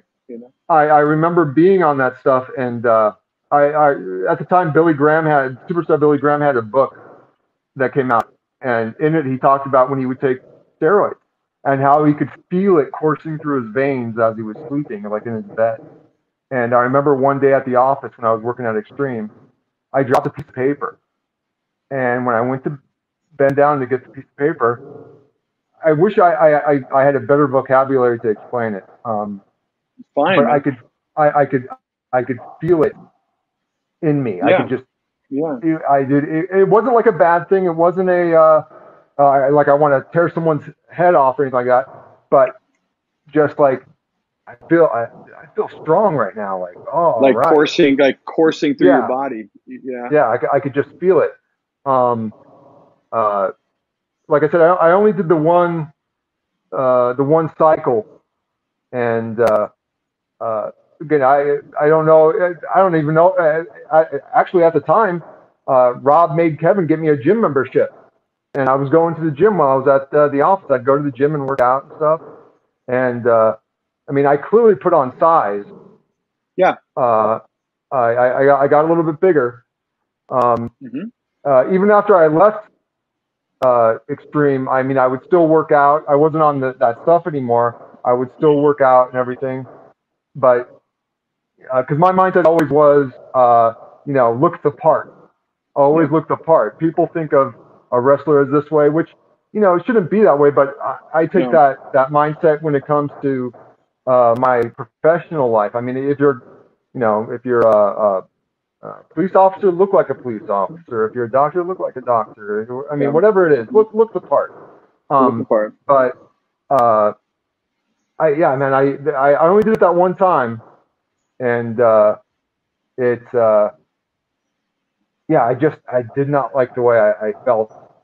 It's good that you had that. It's great because a lot of guys, aren't conscious about that and don't have that awareness that you can kind of self-reflect, and you did that at a young age, which was, man, like you said, it was like, thank goodness you did that and had the wherewithal to kind of step out of yourself and realize that. And but it's like and at the same time, when it comes to myself, I don't I don't take care of myself the way I should. Like my wife, especially my older daughter and my wife, they're always on me about taking care of myself. It's not that I hate going to the doctor, but in my mind, I could be a billionaire, a millionaire, and I am not going to spend money on something I know I'm not going to get a result out of it. So years ago, I was having this problem that I was getting nauseous and vomiting for no reason. Didn't know what was going on with me. Wasn't food poisoning. I have no idea what it was. I think probably it was a inner ear thing I had going on. But it got to a point where my wife literally had to strand me at the emergency room because I refused to go. I'm not going. They're not going to find anything. They're going to tell me blah blah blah. Go to. Sure enough, they didn't find anything. Nothing ever happened. I was right, but like the length that my wife has to go to make sure I take care of myself is actually ridiculous. But I don't. Yeah. I didn't like the way I felt on it, and and I didn't pay for him. Rob paid for that stuff, and he paid thousands of dollars for that stuff. Wow. Yeah. Again, I'm sure he regrets it, but it was. I like I said, I could be a billionaire. I'm not spending thousands of dollars on that crap. Hell no. I'll just go to the gym. Right. Yeah, exactly. And when I had my time, when I was in again, I know you don't like talking about the other, or don't want to talk about the other promotions, but no, it's when fine. I was in, yeah, when I was in CZW, I was working out, and I've always had this body dysmorphia thing. I don't like wrestling without a shirt. I never felt comfortable with it, even when I was working out. Even now, like I don't walk around my house with like a shirt off. Growing up, my dad always had his shirt off. He didn't care. He's like, whatever. But I don't do that. Not that I'm ashamed, but it's like I'm just not that guy. But like when I was in CZW, I was working out, but I was still wearing my black shirt, black pants. And then finally on whatever show, I decided to take my shirt off, and I had guys coming up to me going, "Dude, you look good. What do you want?" I'm not on anything. Well, dude, you weren't like that last month. No, I was just wearing a shirt. I just always wore a shirt. Yeah. I just got comfortable wearing a shirt all the time. Yeah. That's all it was. Yep. You know, it's again, that's those are my hang-ups I have in my own stupid head. Sure. It's you know, there were other guys in the company that took stuff, had good results off it, and I mean, I'm not going to blow their spot up, but you know, it was you know, I know Rob's mentality, or Rob. Again, Rob watched WWE just like us. You know, he watched ECW. He loved that stuff. Yeah. He, in his mind, he had, you know, hey, this is what a professional wrestler's supposed to look like. And I knew it ate him up inside. Not ate him up, that's a little too extreme, but it bugged him a little bit that his two best workers, if you want to call us that, me and Chaos, were these skinny kids. You know, he didn't like that. He wanted guys that looked like wrestlers, you know? Yeah. And so that's why he was so eager to get me on the shit. And and again, it's not that I'm blaming him or anything, because I easily could have said, no, I'm not doing that. Not doing it, Rob. But, you know, I didn't. You know, I took it because I wanted to look the part too. I wanted to get big. Right. You know? Exactly. So you're now, and I do remember when you put on size and all that, and well, actually, and then, dude, again, I don't mean to cut you off, but when I started at Xtreme, when I left when I finally started working at the Xtreme office, before then, like I said, I worked at Claim Jumper as a server. I weighed 166 pounds when I started at Xtreme. Everybody thought I got on something when I started working at Xtreme at that point because I put on size. That was only because I was eating like a regular human being. When I wasn't working at Xtreme and I was dependent upon myself feeding myself, because again, I never take care of myself. I barely eat. My wife is always on me about it. Back then, especially, dude, I lived in a garage. My family lived in other states. I lived in a garage. So it's not like I mean, I had my friends, my outside wrestling friends, but it's not like I could go to my parents' house or my grandmother's house and get a good home cooked meal. Dude, when I'd work at Claim Jumper, I'd get one free meal, and that was my meal for the day. So I was not taking in the calories I should have been taking in. I wasn't eating like I should have been. When I got to Xtreme, Rob and Tom Byron, you know, they were feeding me. Yes. So I got bigger, and I remember guys would see me after, and they'd go, "Dude, you working out?" No, I'm just eating. Wow. I was just eating right. That's all. I was just eating 3 meals a day. That's all it was.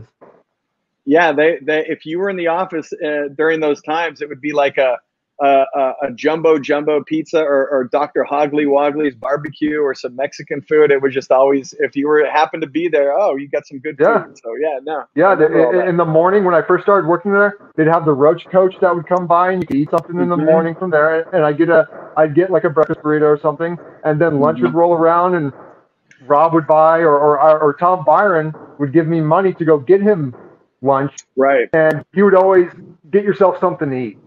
Then like on Thursdays at Xtreme, if I remember, it was Thursdays or Wednesdays, Rob would take all of us out to some Japanese like sushi hibachi place or something like that. Yeah, I forget the name. Somebody mentioned it recently, but I went there. I did one of those where they went to the hibachi. We went with Big Dick Dudley and Sabu, or I think Sabu. Yeah, but he was a fan of that place. I remember. Yeah, and I wasn't on anything. I was just eating. I was eating like a regular human being. That's all interesting. Yeah, I remember Byron doing that with me. Like, go get yourself something too. We'd go around the corner to Beeps. Beeps. It was Beeps. That's what it was. Beeps. Yeah. It was a good place, man. Still there. Woodley and Sherman Way, I believe. But anyway, so we are now. So you're still in.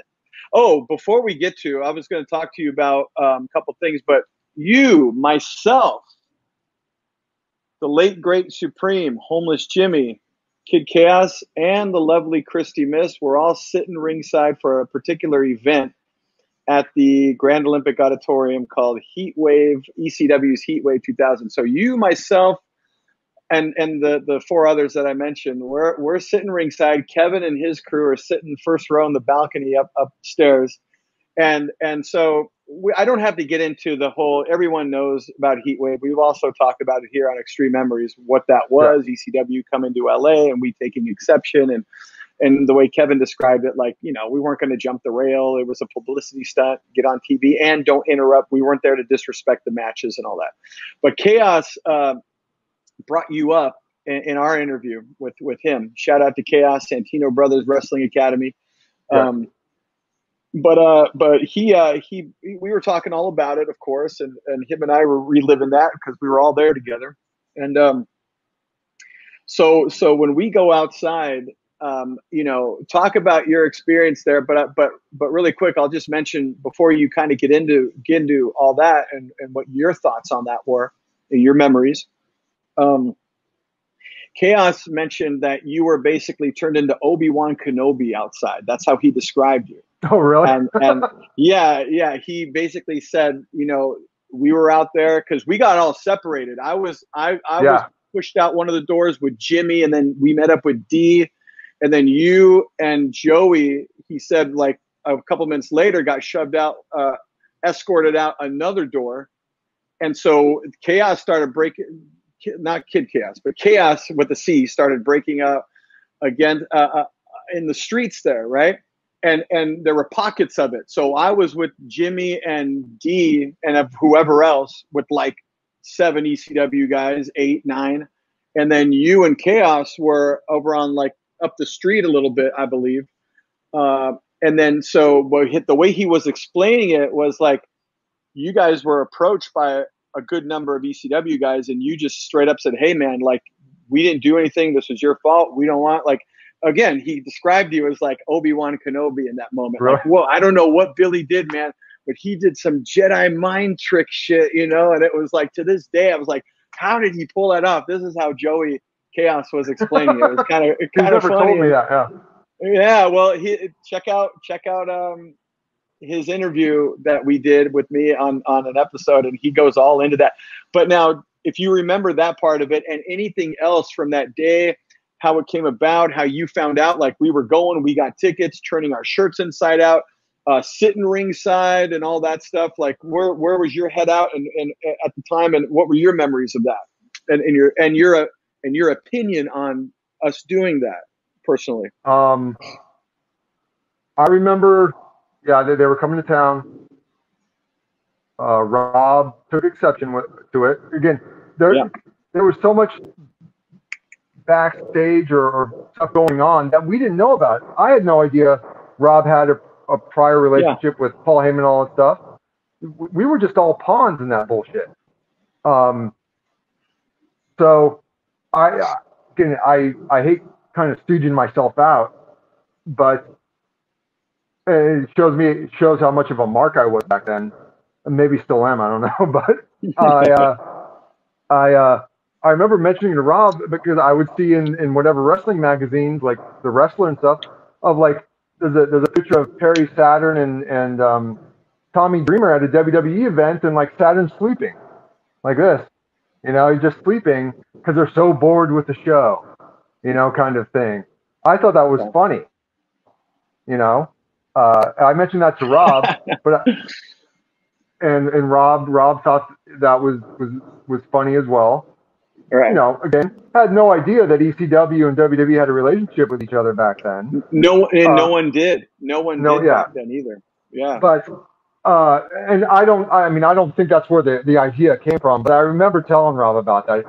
But yeah, Rob wanted to go to the show because in his mind, because Rob always fancied himself a mafia guy, that they're coming in our town, to our territory. You know, how dare they? And we were going to go there just to show the shirt. That's all it was. That's all it was. Now I had no idea that it was front row seats or I can't remember if I knew where the seats were, but we showed up. Atlas Security basically said, you guys can't come in there with the shirts on. Like, okay. Someone, maybe it was Patrick Hernandez, the referee, who, by the way, is like one of the best referees I've ever had the privilege to work with. This is probably one of the best. He's probably one of the, not just to interject, he's that guy is probably one of the best referees that never got to WWE. Like, there's no reason why he shouldn't never have been in WWE. He would have been maybe better than most of the guys in there. Like, seriously. And I'm not just saying that because I love the guy and he's awesome, but and we work with him. But no, I always thought, like, you know, you had an idea of what guys are going to go on. And he was at the top of my list, like, for sure, this guy. So he's one of the best. I totally agree with you. Absolutely. But something happened where they wanted to see our ticket. I think it was Patrick who said, here's my ticket. And it showed that he was in the balcony. So they all assumed we were in the balcony. Mm-hmm. So they let us in, and they said, as long as you turn the shirts inside out, you can come in. So that we went in, we sit down, and later on, Vic Grimes told me, was it Vic Grimes? Yeah, Vic told me that Jasmine St. Clair was at the monitor with Paul Heyman or whomever, and she was pointing us all out to them. Right. You know, that guy, that guy, that guy, that guy. And so, as far as I know, we were just going to sit there. That's all it was. We were just going to sit there. So the show starts. They're doing it, whatever. And I don't know if Chaos mentioned this because he and I were sitting next to each other, but it was during Rob Van Dam's match with Scotty, not Scotty Gotti. I can't remember the guy's name, unfortunately. I apologize. Scotty Anton, I think he was going by or something like that. He was a male guy. But Rob Van Dam was in there doing his thing, and I forgot he did whatever move, and Joey and I were just like, oh, that was so cool, like, wow. And Van Dam looks down at us, and he's like, I know you guys are impressed. He just mouths the word to us, you know, and we just looked at him, we're like, yep, yes. And so we go through the show, everything's fine, and then we go through the show, everything's fine. At the main event, we're sitting there, and all of a sudden, I don't know who was sitting next to me because I think I had Joey on my left, but whoever's sitting next to me, it went Supreme, Christy, myself, Joey, you, and then Jimmy. That's how it lined up. Wasn't Smiley there too? No. I thought he was. Okay. No, Jimmy, the six of us were down there. Okay. We sit down.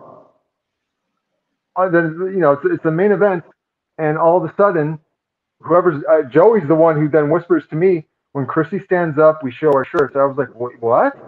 And then boom, she stands up. Yeah. Just like that.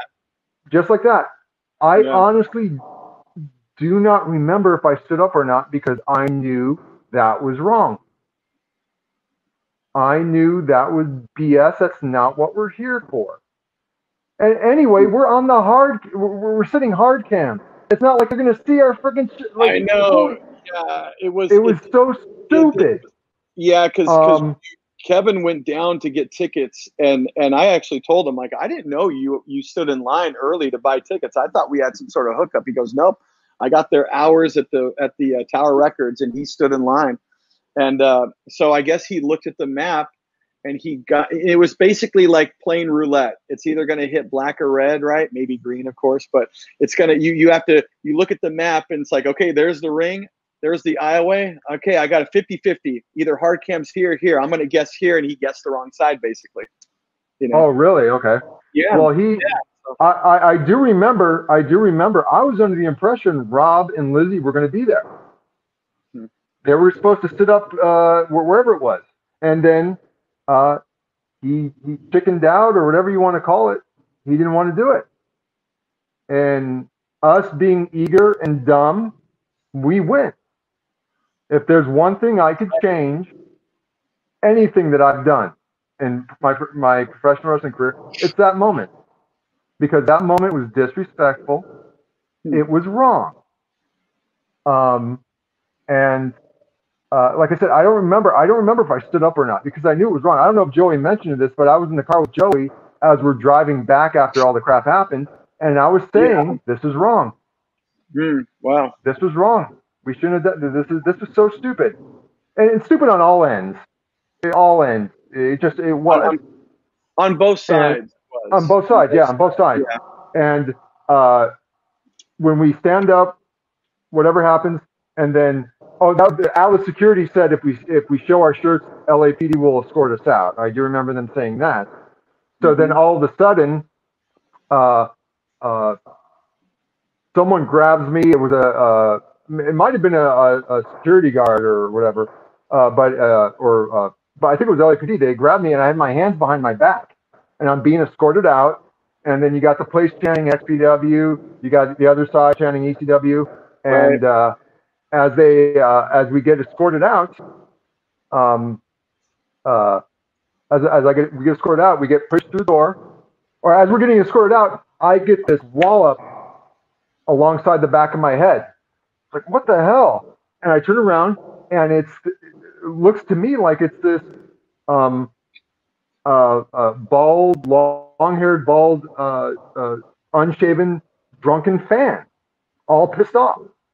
So then we get taken out, and this fan is just following us and yelling and screaming, "You mother effers!" And then I look, and now we're in the sunlight. It's Paul Heyman. He just up and hit me upside the head. And then Paul's like, hit me, I dare you to hit me, come on. And I said, Paul, we're not going to hit you. We're not going to hit you. We were just here. We were going to show our shirts. That was it. Come on, you pussy. And he spit at me. Oh, shit. And I still didn't take a swing because there was 3 or 2 LAPD officers behind him. And again, I knew my thought was they're going to arrest me if I swing on this guy. But I don't know why they didn't arrest him for spitting on us or spitting on me. And then he spit in Joey's face. And then I had to put my arm out like this to hold Joey. And I said, Paul, we're not going to hit you. We're not going to hit you. We were just here to show the shirts. Oh, you pussies. And then he turned around and left. And then I think what happened was, as we're walking, all these dudes come out. All the ECW locker room comes out. And I distinctly remember Kid Pash and Balls Mahoney. And what's funny is later on, after I left XPW and worked other places, I met both of these guys, and both of them are the nicest guys in the world. They don't even remember it was me that they were talking to. They don't even know it was me. But we were like, what's going on? All caught up. Yeah, sorry. They were just like, what's going on? Like, what are you doing? And if I remember correctly, all I said was, we were just showing our shirt. We were here to show our shirts. That's it. We're here to show the shirt. We were going to wear our shirts at the show. That's all we were doing, man. And that was it. And I think too, like looking back, it's like everybody was kind of like reacting emotionally in those moments. Like you said, those guys came back. A lot of them worked for XPW and completely forgot about taking exception to any of that stuff. Also, too, we were a little bit fueled, too, walking in there. I don't think we would have reacted the way we did had they not told us initially to turn our shirts inside out. Like, we were already kind of had this bitter vibe within ourselves because we initially, right when we get to the arena, they're like, hey, turn your shirts inside out. So I think that fueled us a little bit and pissed us off. And we kind of carried that, like, I can't believe these assholes tell us to turn our shirts inside out. So now we have this, like, we were kind of feeling that little bit of vengeance and vendetta that Rob was already feeling, sending all of us there a little bit. Like, if that never happened, I think we would have just gone to the show mostly as fans and maybe just, like you said, show our shirts. And that was it. But I think that fueled us unknowingly at the time. Looking back at it, like, I bet that if that whole shirt, you have to turn and then here we walk in and we see WWF, WCW shirts. oh, really? We're the only ones? And then we fuel each other by talking about that. And so, you know, we're all reacting to this stuff, just like the ECW locker room reacted at the time. But then they come work for XPW and everything's like, oh, everything's forgotten. It was just a lot of emotional. Yeah. Well, the other thing too is, at the time, I don't know if you remember this, it was a BS lawsuit that Heyman had against XPW over the name Xtreme, saying we couldn't use the name Xtreme, but there were tons of other promotions using the name Xtreme. Yeah. Again, there was other things in play going on that none of us knew about. Right. You know, I always. Yes. No, I was going to say I've had the opportunity to apologize to Just Incredible over all that stuff, and he was very gracious and nice about it. Oh yeah. I never had the opportunity. I've never met Tommy Dreamer. I've always wanted to apologize to him, and I apologized to Paul Heyman, even though he walloped me over the head. But it was dumb. It was a bunch of young, eager kids, wanting to make an impression. That's all it was. And it was just not trying to be disrespectful. No, and it just turned into something way more than any of us expected. We didn't expect to go there and have like you said, it was really, I think, again, if we were to wear our shirts and we were on hard cam, I think the whole thing would have been de-escalated and there wouldn't have been anything to escalate. There wouldn't have been an issue at all. And because, like you said, it was bad. It was bad on both sides. It was bad that it came to us inadvertently interrupting the show, but it also on their ends banning our freedom of expression, basically, as can't do this. Yeah. I think also what was going on is someone like Jasmine St. Clair was there, and she was just stirring the pot backstage. You know that's true. She was true. stirring Absolutely. the pot. Yeah. So again, like I said, there were so many other things in play that we had no idea what was going on with. But I remember after I don't know if you were there. I can't remember if you were there, but we drove back to Rob and Lizzie's house, and they were ecstatic. They were all happy about it. Yeah. And again, like I remember being in the car with Chaos, just going, "This was wrong. This was just so wrong that this happened." I guess I remember. It is what it is. Yeah, in the moment, I was like, because I was all in, dude. Like we were all in for this company. So I remember in those moments, especially like I was with Jimmy and Dee, and dude, it was like 9-on-3, dude, and it was bad, man. And then Sal grabbed. What I do remember, the whole thing was like they kicked all of the XPW workers' asses. All I ever saw of anybody in a fight, in a scuffle, was homeless Jimmy on the floor beating the crap out of Chili Willie. I just saw. You know why? You know why? Yeah. You know why he was doing that? Because that guy came up and without him looking, Dee wasn't even looking. That guy came and blindsided Dee, and then really? Jimmy just lost it, dude. And then I was right there, and in that moment, from behind, Big Sal grabbed my shirt. And then boom, pulled me to the ground and ripped the XPW shirt. And then in that point, Dee and Jimmy were up and they're like, dude, we don't want any problems, because it was like, again, it was like 10-on-3, like, really, guys? And then we're just like, that's when it de-escalated and we just went off. So saying that, like, we were driving home, like, in that moment, in that reactive moment, it was like, screw these guys. And I didn't go to Rob's house that night, but I was there in the office before he left, and we all met up at the office. And yeah, he was ecstatic, and everyone else was, and I was on board in that moment too, because I was still pissed off, and I didn't like that guy sucker punching anybody and coming up from behind and all that. And what was Sal, like 400 pounds, and he's got 8 other guys. I had no idea until right now that all I ever. When anybody asks me the story, I say that none of the workers got hit. It was or the ring crew kid.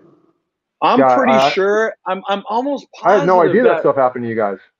I'm almost positive that it was D, because and then not only see, it wasn't a fair fight, because it wasn't like D was squared up against this guy. Okay, now do something. It was like this guy had to come from behind, and it was like, and there's already 9 of them there, and you still have to come from behind. Like, come on, So these are the things that, but again, D got up and he was like, he just rose above it, man. Like D was just that guy, man. He was. D was that cool hand Luke like that. Yeah. Oh, bro, he was the best, man, and he was still like, took it like a man, dude. So I was upset, and like, just like, talk about like the adrenaline was flowing, like getting out of there without getting killed, and then driving back to the office. Like, we just realized this was live on pay-per-view, like all this going through our heads, and then the rivalry between the leagues. So I was on board in that moment. Of course, looking back on it now, I agree on both ends. It was just like so ridiculous, some of the stuff, but no, but that was it. Like he got hit, but he didn't go down, like type thing. But yeah, man, Jimmy, that was his cousin, dude. Like, Jimmy's like, yeah, I know. Right. So that was the wrong guy to do that in front of. So if anything, I mean, Jimmy attacked what's his name way more than D or I got messed with from behind. So but anyway, yeah, it was crazy. It was insane, and nothing like that has ever happened on that level before or since in professional wrestling. I mean, people still talk about this to this day. I mean, even when we started doing the show, it's like, that's probably like at least half of the questions that people write in, like, hey, they want to know. Yeah, it's interesting. And, doing the show, it's kind of like we're in COVID right now. And I mean, my producer here, it's like, we talked about this off the air. Like, we have a different life now. We have families and all this. And it's like, I don't think about wrestling, but since this downtime, I was approached with this idea to do this show. And I was like, you know what, with this downtime and also getting in touch with some of these guys, this might be a cool idea just to kind of do this. And so then when I kind of get back into this online, at least, hearing what people think, it's amazing to me that people are still like really intrigued with all this stuff to this day. It's kind of cool. And it is cool. It's very cool. And it's cool that a lot of these people, fans, like, are fans and remember us, and glad to be here to answer questions and just basically BS like we're doing right now, as if we were on the phone together without a camera on. This is stuff also we never used to do, because we were in this industry right at the end of kind of kayfabe still being a thing and being alive.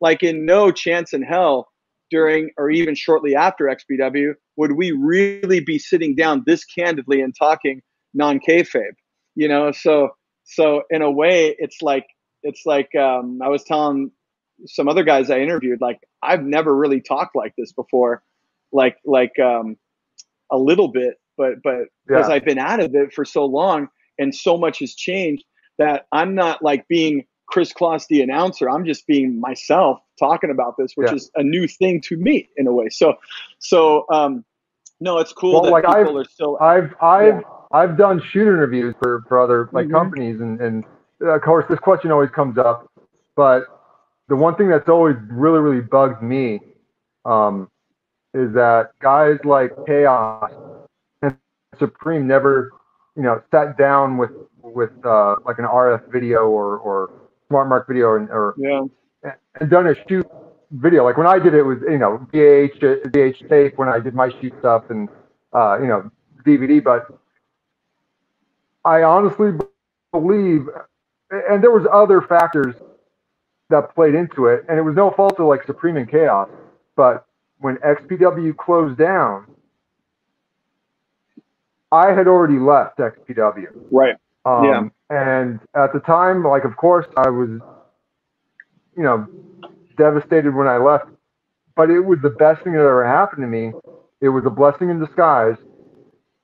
And when XPW closed its doors, unfortunately, because of things like the Heatwave thing and all the stuff Rob did and the publicity crap he tried, it created a stigma and put a stigma on guys from XPW that had nothing to do with the stuff that Rob was doing unfairly.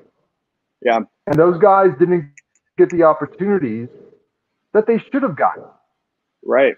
I honestly believe because of crap that management did or said or pulled or whatever you want to say. Yeah. You know, they just, oh, you wrestled in XPW? Oh, hell no. Everybody got paint with this brush. I got paint with that brush very minimally because I had already left the company and I had already established myself in another company and was doing very well for myself, despite all the, you know, BS. And, you know, I would always go, like, why isn't anyone sitting down with Chaos and Supreme or even Dynamite D doing a shoot interview, talking to them, asking them questions? Because those guys, you know, are incredibly intelligent, incredibly insightful, and can, you know, give their opinions and their, you know, their take on what occurred during this time or that time. It's one of those unanswered questions I've always had.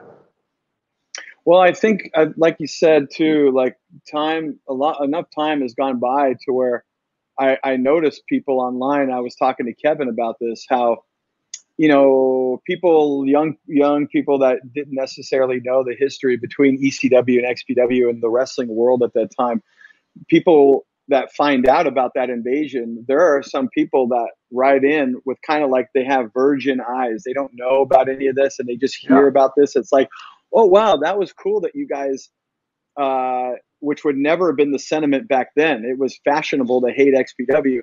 And now, since enough time has gone by and young people are looking at this, there have been people that write in and say, oh, you guys actually did that? It wasn't just an angle. That was for real? That's awesome. And it's like, wow, that's cool that you're saying this, but I just let you know at the time that wasn't what most thought. And maybe that was detracted. Like, we would have had more fans because you had like half of a fan base that when we went to the Grand Olympic and all that, like, we probably could have filled it up much more had we not had these loyal ECW fans not liking what we did, like boycott our shows. We could have had bigger audiences. Who knows, right? Yeah, and so I think it's the biggest form of irony that when ECW closed, a lot of those guys went to XPW and were working or trying to work. And again, you know, everyone drinks the Kool-Aid, whether it was an ECW or hell, even XPW. And to have all those guys, like, all of a sudden, like, hey, we're in XPW now. And, you know, I think it's kind of funny, but that's just the wrestling business, you know. Yeah, that's the nature of the business. Yeah. Yeah, I always thought that was just kind of funny. Oh yeah. So now, when you talked about, you know, you weren't there at the end, and you were the champion, and you were actually I don't know if you were the only, but you were the first double champion in XPW, and deathmatch and world champion. Yeah, but that was XPW doing their awesome booking again. Yes. Put both belts on one guy. Yes. You're right. Yeah. Yes. But in a way, like that had to put you over, and you were over for sure, and arguably the most over guy in the company for the homegrown talent for sure. And at that time, and then possibly rivaling, you know, the stars that were coming in, right? Especially to the West Coast fans, like you were legit for sure. Well, and, yeah, you always, I mean, dude, you always, whether it's, you know, a band that you like, a homegrown band, you know, it's like, hey, I was there at the beginning kind of thing. You get wrestling fans are the same way when it comes to that stuff. So when you departed from XPW, again, this was like your gimmick itself. This was, and like the realism of Heatwave, this came at a time when there was problems in the back and problems in the office, problems with when it comes to yourself, Rob Black, and what was going on, and we were going to do a show, Damage Incorporated, and that was going to be yourself in a match between Lizzy, and you're going to be teaming with Rob, I believe, right? Going against Lizzy and Sabu. No, yeah, that's what was going to happen. And again, to go back, the only reason I was given, or I became XPW heavyweight champion, there was backstage stuff I didn't even know at the time. There was heat between Rob and Lizzy. Oh, right. And there was, and what's funny is this is how ignorant I was when I first started working at the Extreme offices. Not even before then, like when Lizzy showed up in XPW, and Lizzy's a great guy. I always liked Lizzy. I thought Lizzy and Rob were like friends for years. Right. I had no idea that they had just met each other and essentially like had this bromance or whatever you want to call it, and they're hanging out with each other like every night. Lizzy starts dating Christy Miss, and then they're staying over Rob and Lizzy's house, and I'm like, oh, Rob and Lizzy, they've known each other for years, right? No, they just met each other essentially. Like, wait, what? And they ended up Rob and Lizzy, I believe they ended up having a falling out. I believe because it was over Christy Mist. I know that. Okay. And it had to do with, and this might be just one part of it. There might be other stuff going on. I don't know. But Rob was dating, or Christy and Lizzy were dating, but Christy was still performing in the adult movies. Right. Lizzy was working at the office, doing whatever for the office. I don't know, but Christy shot a scene, and I guess Lizzy didn't like it. And Christy Miss told me this, that she was at Lizzy's house or something like that, and Lizzy had the cassette that the scene was on, and essentially said, you know that scene that you shot? And she's like, yeah. And he's like, well, what scene? And he just took the tape out and destroyed the tape. Destroyed the tape. And from what I understand, it was an expensive scene to shoot. And that pissed off Rob. Like, Lizzy crossed the line or whatever. And that's kind of where maybe their resentment was already building, but that was like, okay, that was the straw that broke the camel's back, destroying the tape. And that's why Lizzy got fired from the office. Because the day that I started at the XPW office, working in the office, that was like that week, Lizzy like was moving all this crap out, was taking all this stuff out. I never knew any of that until I don't know how much time later, just talking to Christy about it. And Rob,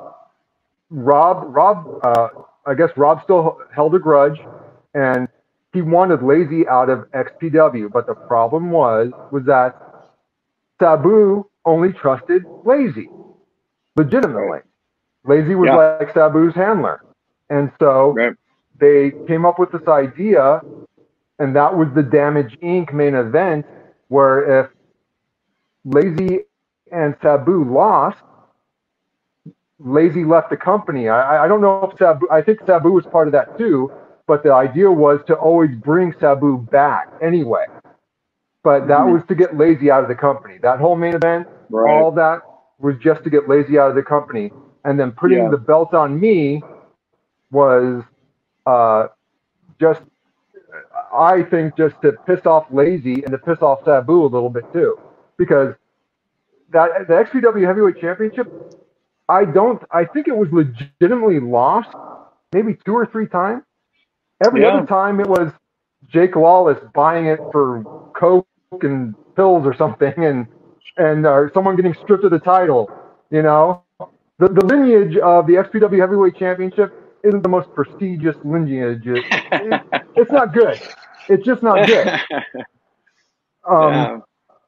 And so that's the only reason I think I got the XPW Championship, even though I was a deathmatch champion. It was just a means to an end, trying to get rid of Lizzy out of the company. That's what it was. It was very circumstantial for sure.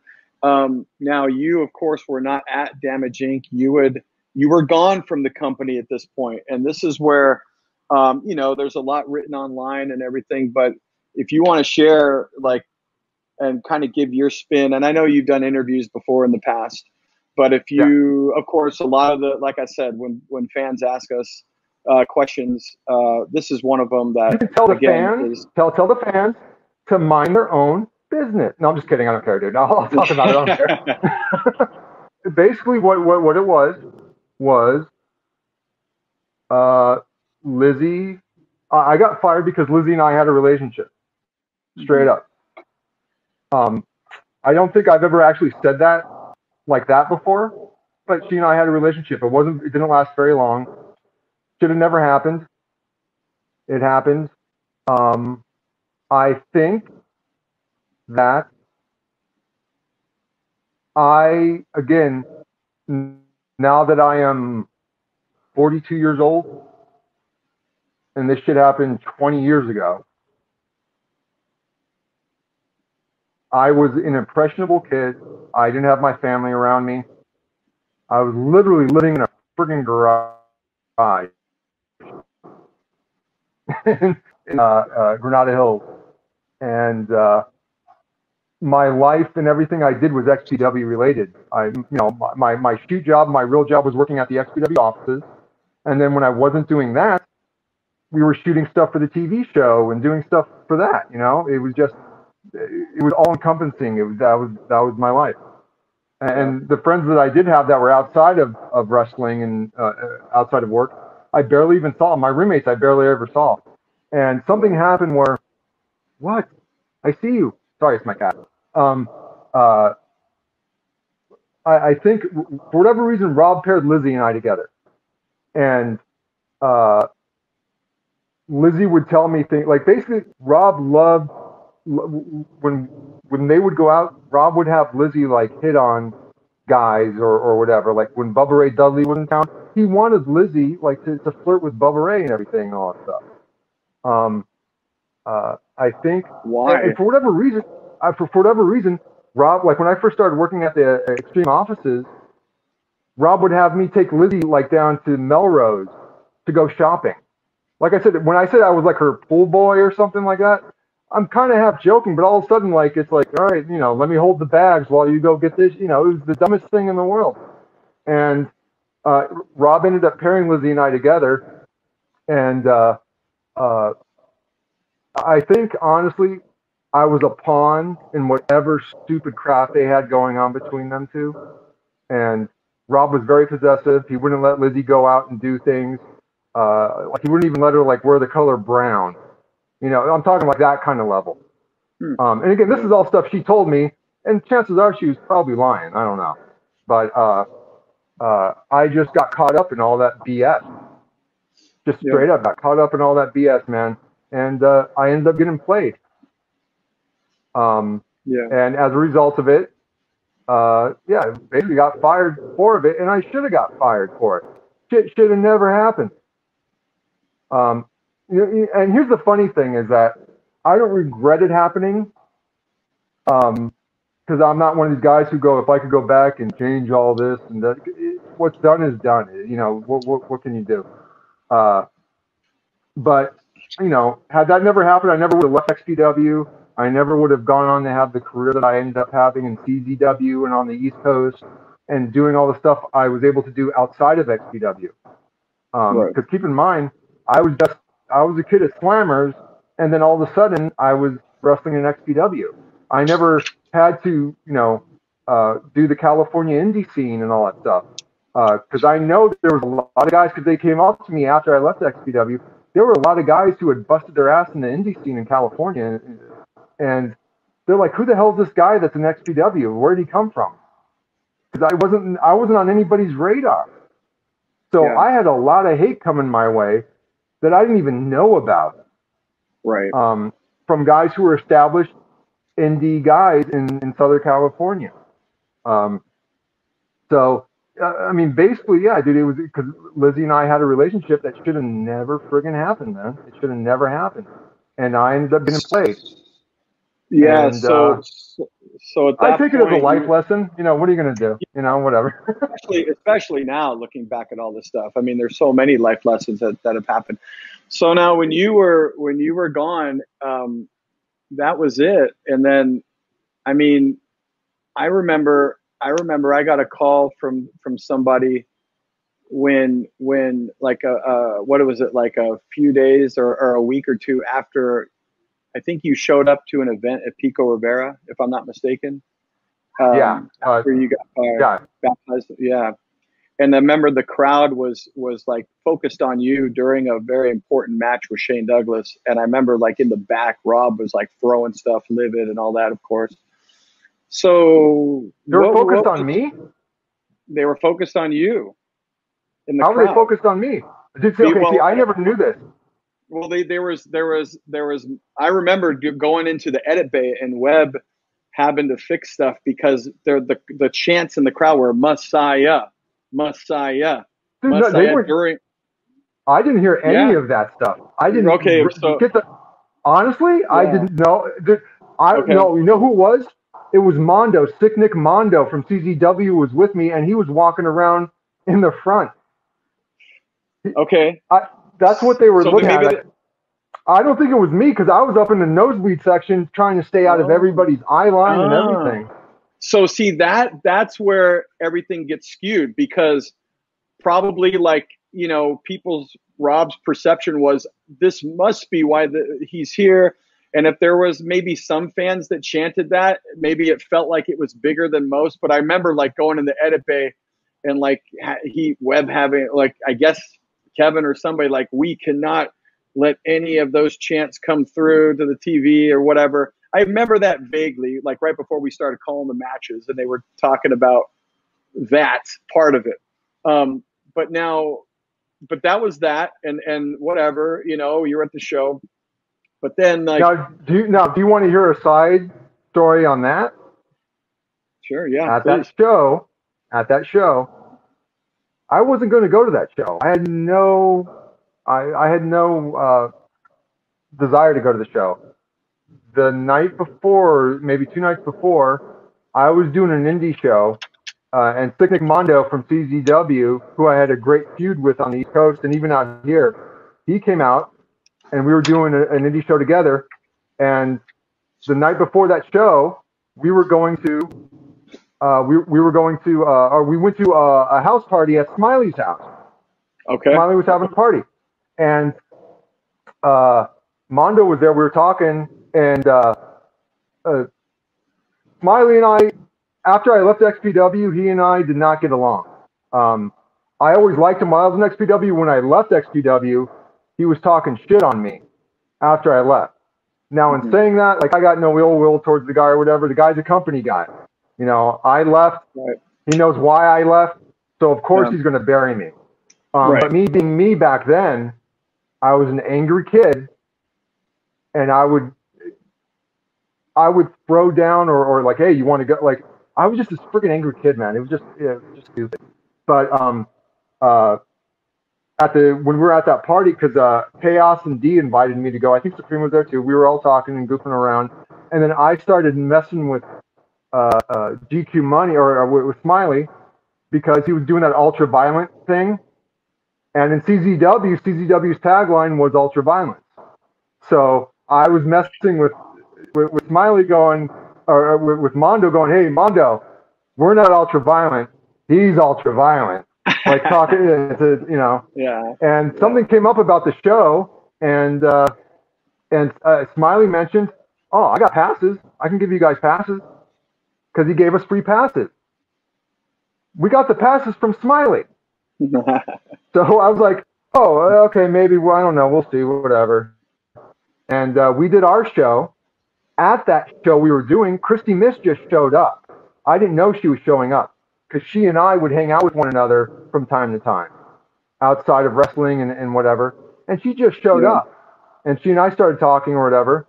And then it came up like, hey, we going to the show or whatever. It's like, oh, yeah, whatever. We'll go to the XPW show. Sure. Go to the XPW show. We got our free passes. I go to roll call or whatever it is. And do you remember G-Man who worked the XPW office? Yeah. G-Man was working the window, and G-Man saw me, and his eyes got this friggin' big, and he was like, what are you doing here? What? I'm here. I jokingly said, I'm here to see the greatest wrestling show on earth. And I threw down my I threw down my free pass. And he said, "You're not going to do anything, are you?" I said, "No, dude, I'm not." And then he sees Christy behind me, who had a falling out with the XPW office too. And you guys aren't doing anything. I'm like, "No, dude, we're just here to show. I'm here to support the boys. That's all." Yeah. Because like when I did my indie shows out of XPW, Chaos, Supreme, and Dynamite D would come with me to those shows and support me. Even though I wasn't in XPW anymore, we were all still really close and supporting one another. Oh yeah. Oh yeah. So I went to the show for that. Yeah. I made sure, or I purposely went to the nosebleed section out of any. I even tried to make sure, because I mean, I don't think you see me on hard cam. Do you? No. Do you remember that at all? I don't even. Yeah. I don't remember seeing you at all. All I remember is them making sure there wasn't any chance or anything, and maybe if the fans were distracted, maybe they just assumed it was you. You know, by the mindset, maybe. Yeah. Christy and I, we were up in the nosebleed out of eye line. It was like, I made sure I wasn't on a hard cam. I wasn't trying to cause a disturbance at all. Right. Mondo, on the other hand, Mondo was mingling in the front row and just walking around and like, "Hey, how's it going?" You know. And dude, I'm not going to tell him not to do that. Right. It's so his prerogative. watching the show, I can't remember because I ended up leaving, but watching the show, Webb had his match with Shane Douglas, and the match wasn't good. It was a horrible match, and the fans started throwing the beach ball around and chanting beach ball and bullshit, whatever it was. Right. And poor Webb, I could tell the guy was in pain. His knees were killing him. The guy was giving it his all, but like he was in so much pain trying to do it. Mm-hmm. And all of a sudden, my cell phone rings and it's Dynamite D.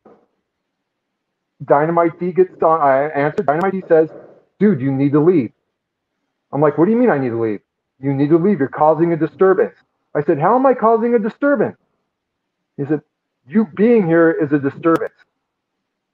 Rob is yelling at all the boys right now because, you're here."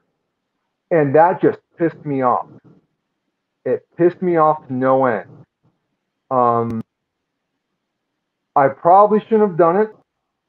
I called Kevin Kleinrock, and I think his wife answered the phone, and unfortunately, I was yelling, telling her to tell Kevin to tell Rob to stop yelling at the boys. Don't be mad at them. If you want to be mad at somebody, be mad at me. They have nothing to do with this. I wasn't doing anything. I didn't cause a disturbance. It's not my fault this show sucks. It was just me being an asshole, essentially, which I'm very good at that, unfortunately, sometimes. And I was just livid and pissed off and mad. I had a lot of rage towards Rob and everybody there because every 2 months or something, there was some kind of new rumor I was hearing about me coming out of that fucking office that I know was being made up, and it was pissing me off. Even right now, like, I haven't thought about this shit in years, and I'm getting pissed off right now just thinking about it because it was complete and utter bullshit. Yeah. And I leave. Christy and I left. We all left before the main event started, and that was it. I left. That was it. I was done. The very next day, I get a call from White Trash Johnny Webb. Webb and I have always been friendly, but we've never been, call you on the phone friendly. Him calling me on the phone, my roommate, I remember, "Hey, White Trash or Webb's on the phone." I said, "Webb? Why is Webb calling me?" I answer the phone, and Webb's like, "Hey, what's going on?" I'm like, "Hey, nothing. What's up, dude?" He goes, and for, Webb just being Webb, because he's very direct, he goes, "Heard you didn't like my match." I was like, "Yeah, man, it wasn't very good. It wasn't very good. I could tell you were hurting or whatever." He goes, "Yeah, well, my knees." I'm like, "Yeah, dude, I know it's not your fault. Yeah, whatever. It is what it is." All he told me was, "Hey, Billy, I've always liked you. We've always gotten along. But," and I'm paraphrasing now, but he said, "Watch your back." I said, "What are you talking about?" "Just watch your back. Rob's pissed off. He was making some threats." I was like, "Yeah, Rob always does that, though." He goes, "Yeah, but this is different." Like, oh, okay. He goes, just watch your back. I've always liked you. Okay, I appreciate the call, man. Like, all right, cool. I honestly believe I got blamed for a shit show that the fans were shitting on. Like, it's not like I had them bring a beach ball. They brought the beach ball, dude. I had nothing to do with the beach ball. Yeah. Again, it happens. This is what I mean by XPW. And again, I'm not, because I know you were there. It's not disparaging you or the boys or anything like that, but like something happened and it was lazy booking there. You know, we're going to have a surprise. Okay. 2 homeless guys come out at a show. Oh. Like, okay, dude, I'm sorry. Wow, yeah. That is lazy shit booking, and all you're doing is pissing off your fans. Low you know point, what? Yeah. Them bringing beach balls is a result of pulling that kind of bullshit. Good point. Has nothing to do with me. Yeah. I got blamed for a shit show. Okay? And that's why you told me they're chanting Messiah. I would have remembered them chanting Messiah. No one chanted Messiah. Maybe they chanted Mondo. They might have been chanting Mondo for Snake Mondo, but no one knew I was there. And if that's the case, it's almost like that's what they wanted to hear, maybe. You know what I mean? Because they're already pissed off at you. And, Trust me. That's what I'm talking about right there. Like, Rob was the master at hearing whatever he wanted to hear and believing whatever he wanted to believe.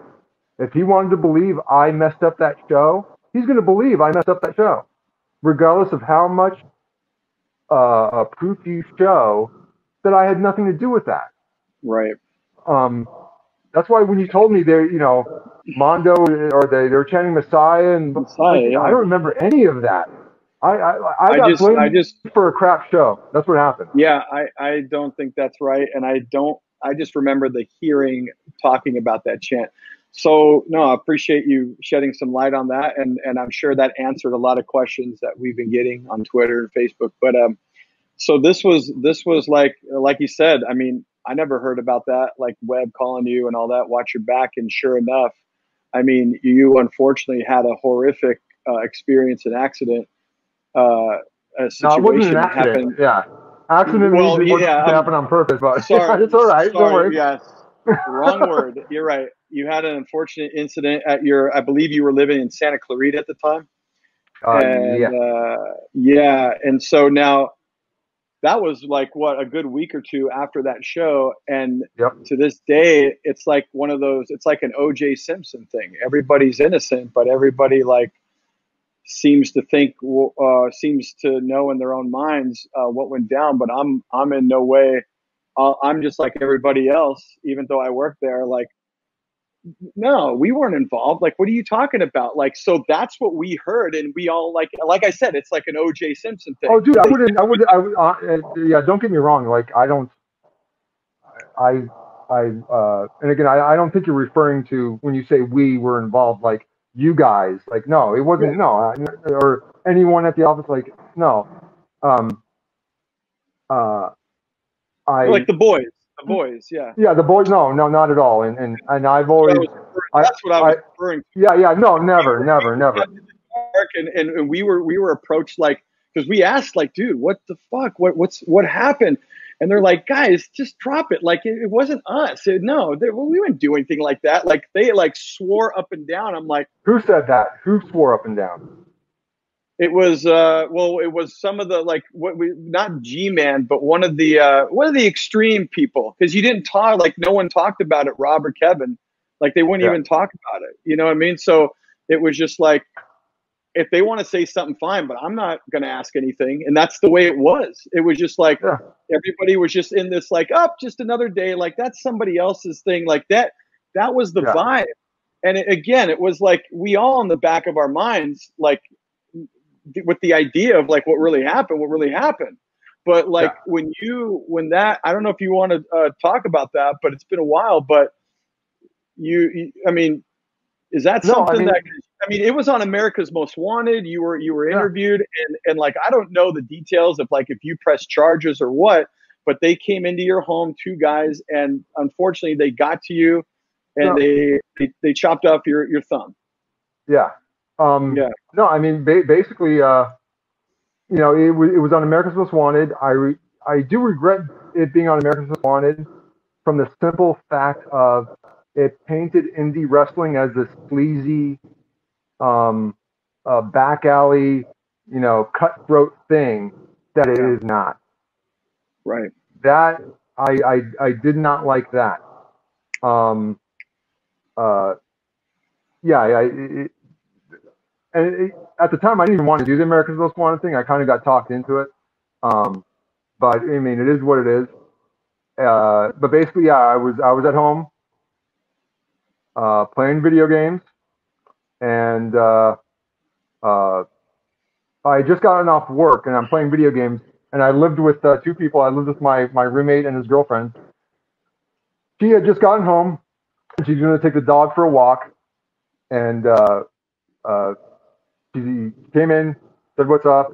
Gets the dog, goes back to the place to get into her room to get the dog, comes back out, and as she's about to walk out, these two big black guys walk in, and she looked up at them, and I thought they were with her. Basically, yeah, she looked up at both of them. Well, before she did that, I said, "Hey, what's up?" I thought they were with her, even though I didn't know who they were, because her godparents are black, and her she has a god brother, god sister. They're black, and she would always get on me and her boyfriend about having like more black friends and stuff like that. So I just assumed they were with her, and she looked up at them and goes, "Hi."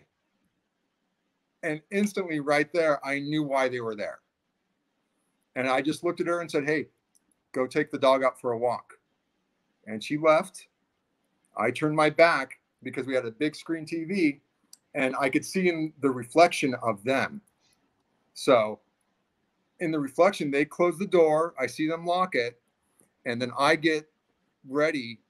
And in the reflection, I can see them going like this, like, "You get him. No, you get him. You get him." And then I turned around, and that's when they jumped me. And we just started to scuffle and blah, blah, blah, or whatever. They pulled out a pair of gardening shears, got it around my right thumb, clicked it, thumb popped off.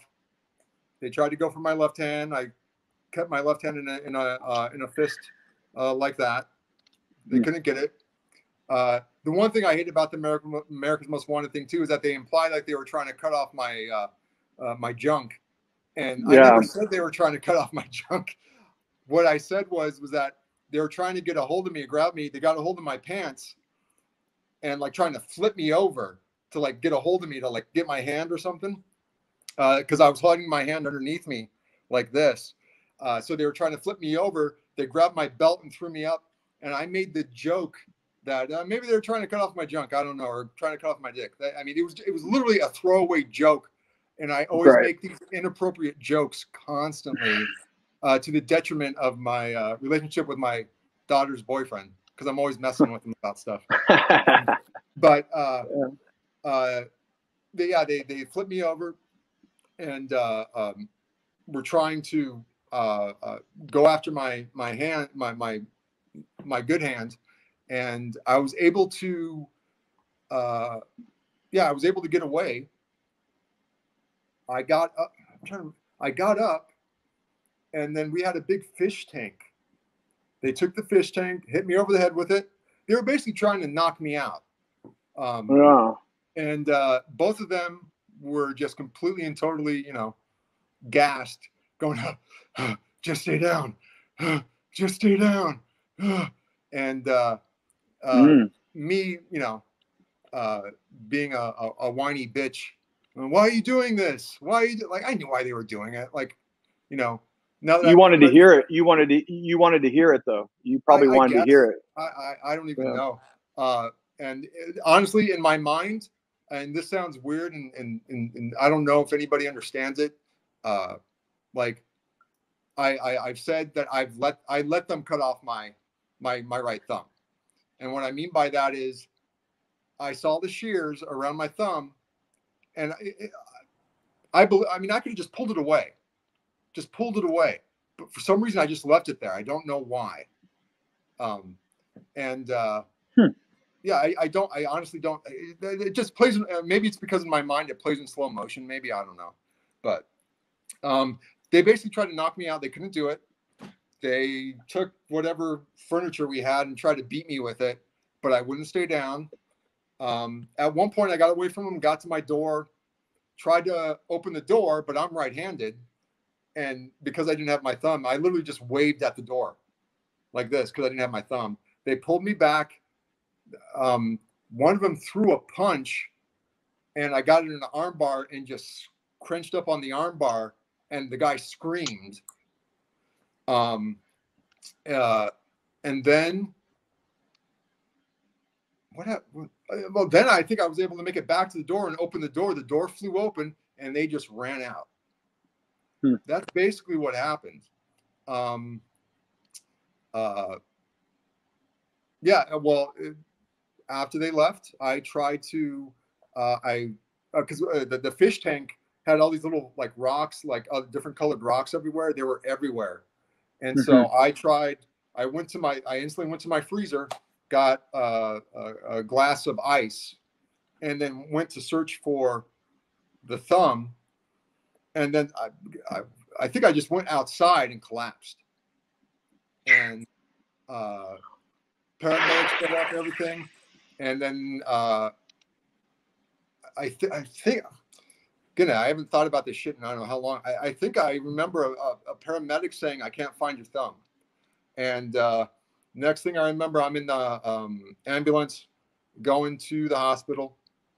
They, in the emergency room, because they couldn't find, or they couldn't reattach my thumb.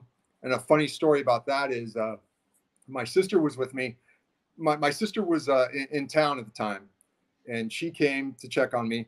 And I'm just sitting there, just like staring at the ceiling or whatever. And a doctor comes in with all these medical students. And, you know, he's being very respectful to me and everything. He goes, "Hi, I'm here. I'm gonna close up the wound. I have them here, the medical students. They're here just to observe. Is that okay with you?" I'm like, "Yeah, I don't care, whatever." And keep in mind, this whole entire time, I never even made an attempt to look at my thumb. So I have no idea what it looked like after it got cut. But the doctor numbed it up. He had to stick a needle in there to numb it up. He also had to cut the bone in order to close up the wound. But as he's doing it, I guess he's suturing it up, and all of a sudden I hear all these medical students scream, and I was like, "What? What's wrong? What's wrong?" And all he said was, "Sorry, it squirted blood. They should learn to compose themselves a lot more." I just thought that was funny. But yeah, they sutured it up, and that was it, man. It was yeah. I can honestly say I wouldn't change it. I wouldn't change one thing. Wouldn't change one thing about what happened to me.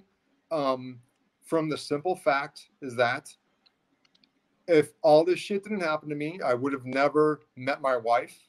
I never would have my girls right now. If you know, getting attacked means I don't have them, fuck that. I ain't doing that. I'll get attacked every day. You know, yeah, completely worth it. Of course. But you know, for people to because I read some things when this all happened about how that it couldn't be Rob Black or anything like that, and I'm straight up saying it was Rob Black. Yeah, Rob sent those guys. You know, now whether it was Rob purposely sending those guys or Rob shooting his mouth off to someone who then thought, "Hey, I'll get guys to help Rob out," and then do it, and then Rob, once it happened, it's like, whoa, you actually did that, kind of thing. I can see that happening 100%. Yeah, and who knows? And maybe that's why we were all kayfabed. Who knows? But yes. And but they yeah, it just was there like at all? Like, what was the course after that? Like, what actions did you take? Was there like investigations, legal action, anything like that to try to figure it out? No, I had a couple of detectives talk to me. The one detective, I can't remember his name, unfortunately. Guy was a really nice guy. But, you know, in everyone's mind, they knew who it was. Because, that was what I was going to say. There was like things online talking about how I had gambling debts or something like that. There was one thing I read that said that I lived in a Jewish neighborhood. And, I lived in a Jewish neighborhood. And the attack occurred because they were mad because I did the Messiah character or something like that. Wait, aren't Christians supposed to be mad at that? Yeah. Not Jews? Like, yeah, that's why right. Whoever wrote it isn't too bright. But right. In all honesty, dude, I don't gamble. I've never had gambling debts. I don't have a friggin' drug addiction. Any of that stuff back then or now. So for an attack just to happen out of the blue to me like that, you go towards whatever is the most logical thing, and that was pointing towards Rob. Now, talking to the detective, it's just, I've never pressed the issue. I'm not one of these. I want justice. Like, dude, since this has happened to me, I haven't had one restless night. I don't have nightmares about it. Don't even think about it. I can tell, man. I can see that. And just talking to you off camera, I feel that. And it's, I want to tell you, man, it's first off, thank you so much for sharing that. But it's really cool to see you where you're at now and how you look at those things in retrospect. Because like you said, you have the sense of, this happened and all this good stuff came afterward. I don't know if too many people can look at a situation like this. So, I mean, that's just good tributes to you. And I'm not just saying that because, I mean, you're obviously, it's like you said, it's so long ago, but you're also looking at what's important now. Right. Yeah. And then, so these things that happened, you can look at it one way or the other, and you're definitely looking at it in a positive light. And so, again, not only thank you for sharing that, but also just it's cool to see how you operate after something like that happened. So that's pretty awesome, dude. I've never been a vindictive kind of guy. Like I remember Joey Chaos reaching out to me, just basically saying, "Dude, do you want me to leave XPW?" I said, "No, I would never tell anybody to leave. I would never tell anybody not to make money, or like never. I've never been one of these people where it's like, if I don't like that person, you can't like that person. I have people like that in my life, but it's like I've never been that way. I was never one of these guys who tried to blackball a guy out of a locker room. You can't hire them. Now I know that was done to me, but dude, if a guy can if the guy can hang in this locker room, can hang in this company, let him in. Of course, let him in. I have no problem with this person being here. But yeah, dude, it's again. What are your thoughts on Rob today? Rob Black today. I mean, like you said, you're not. Honestly, I have no thoughts on Rob. I don't know what he and Lizzy are doing. I mean, I think someone told me they had a kid or something like that, but whatever. Good on them. I don't know. I honestly don't. Actually, no. There was a thing where someone sent me a thing on Facebook. Someone had painted this really nice thing for like an XPW thing, and there were people that were like, "Why are you painting this? Blah blah blah for Rob Black?" Because I guess Rob commissioned these paintings. Because he's opening like a hamburger place in New York or something like that. I heard something about that. Yeah. Yeah, and all I wrote, the guy's like, "Hey, the guy paid me. I like Messiah, but I got to eat. I'm getting paid." And I just wrote back like, "Dude, I don't care if you do it. I hope you make $1 million with your art, dude. It's beautiful art. I don't care. Do what you want. Like I'm just not that guy. I don't think this is the longest I've thought about Rob Black in 20 years right now. Right, you're right, and on, care less. yeah, I don't care. I know, like Webb. It might have been at Dynamite D's funeral. Webb asked me, why was Rob never questioned, or why was Rob never brought in for questioning? Right. The simple answer is, when I spoke to the detective, he said, I can bring Rob in. What is he going to tell me? I didn't do anything. I had nothing to do with it. I said, you're absolutely right. He goes, I'm not going to waste, I'm not going to insult your intelligence with that. And then he also said he got a directive from on high, from above his pay grade, that said to leave Rob alone. Because that's when Rob was going through his stuff with John Ashcroft and all that crap. Yeah, right. And I said, fine, like whatever. And Rob, the dumbass, he knew what he was doing with the Federal 5 videos and all. The guy wanted to get caught. He wanted to go, be brought up in charges. The guy always thought of himself as Larry Flint, and he's nothing like Larry Flint. He expected the adult industry to come rushing to his aid, because the spin he tried to put on it was that I'm doing this all for you. This is First Amendment, right? Like I'm doing this all for you, and people knew he was bullshitting. He was doing it for himself. Right, attention. That's all it was. That's all it was. The only one good thing I'll say that Rob did, and I commend him for it, and I thought it was it was the right thing to do, and he did it without any question, was when Supreme got burnt. He couldn't work. He couldn't go to his shoe job. He couldn't go to his real job. So that means he wasn't making money. So Rob was paying him his salary that he would be making on his real job. Yeah. Yeah. I mean, every Rob once in a didn't have to do that, but it was the right thing to do. So every once in a while, every once in a while, like a good grace would come through like that. But again, Billy, thank you so much, bro, for sharing that. And just thank you for your time right now, because of course, man. This has definitely been a very intriguing, and like you said, you haven't thought of this stuff in 20 years.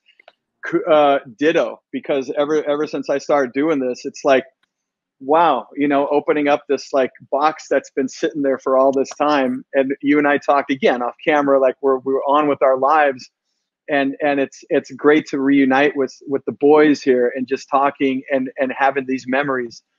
So I too haven't thought of so much things, and you talking and other guys talking just kind of sparked my memory of, oh yeah, this happened too. But thanks for sharing all that. And because a lot of people want to hear your side, especially XPW fans, of not just that topic, but everything you talked about.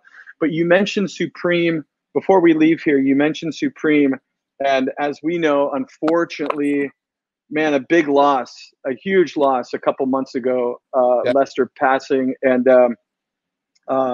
we talked a lot about it on other episodes, but I mean, you especially have a history with him, and you talked a little bit about that, but can you share with me like some cool stories, some instances, whatever, ribs, whatever, just hanging out with the guy, and share with us a little bit about what you know about Supreme, and of course of Lester, because they are two different people.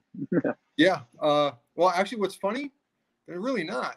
They're kind of the same guy. Lester loves. They are the same. You're right. You're right. Like, yeah, man. Lester. You know what's funny?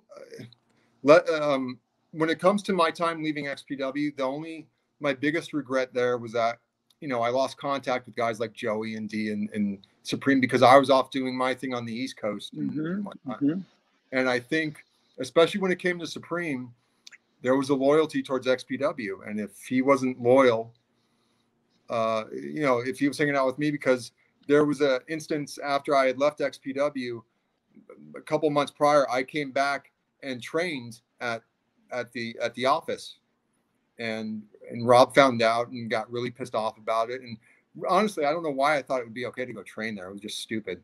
But Lester, Lester was a very loyal guy, and Lester and I lost contact after I left XPW, especially after the training thing happened.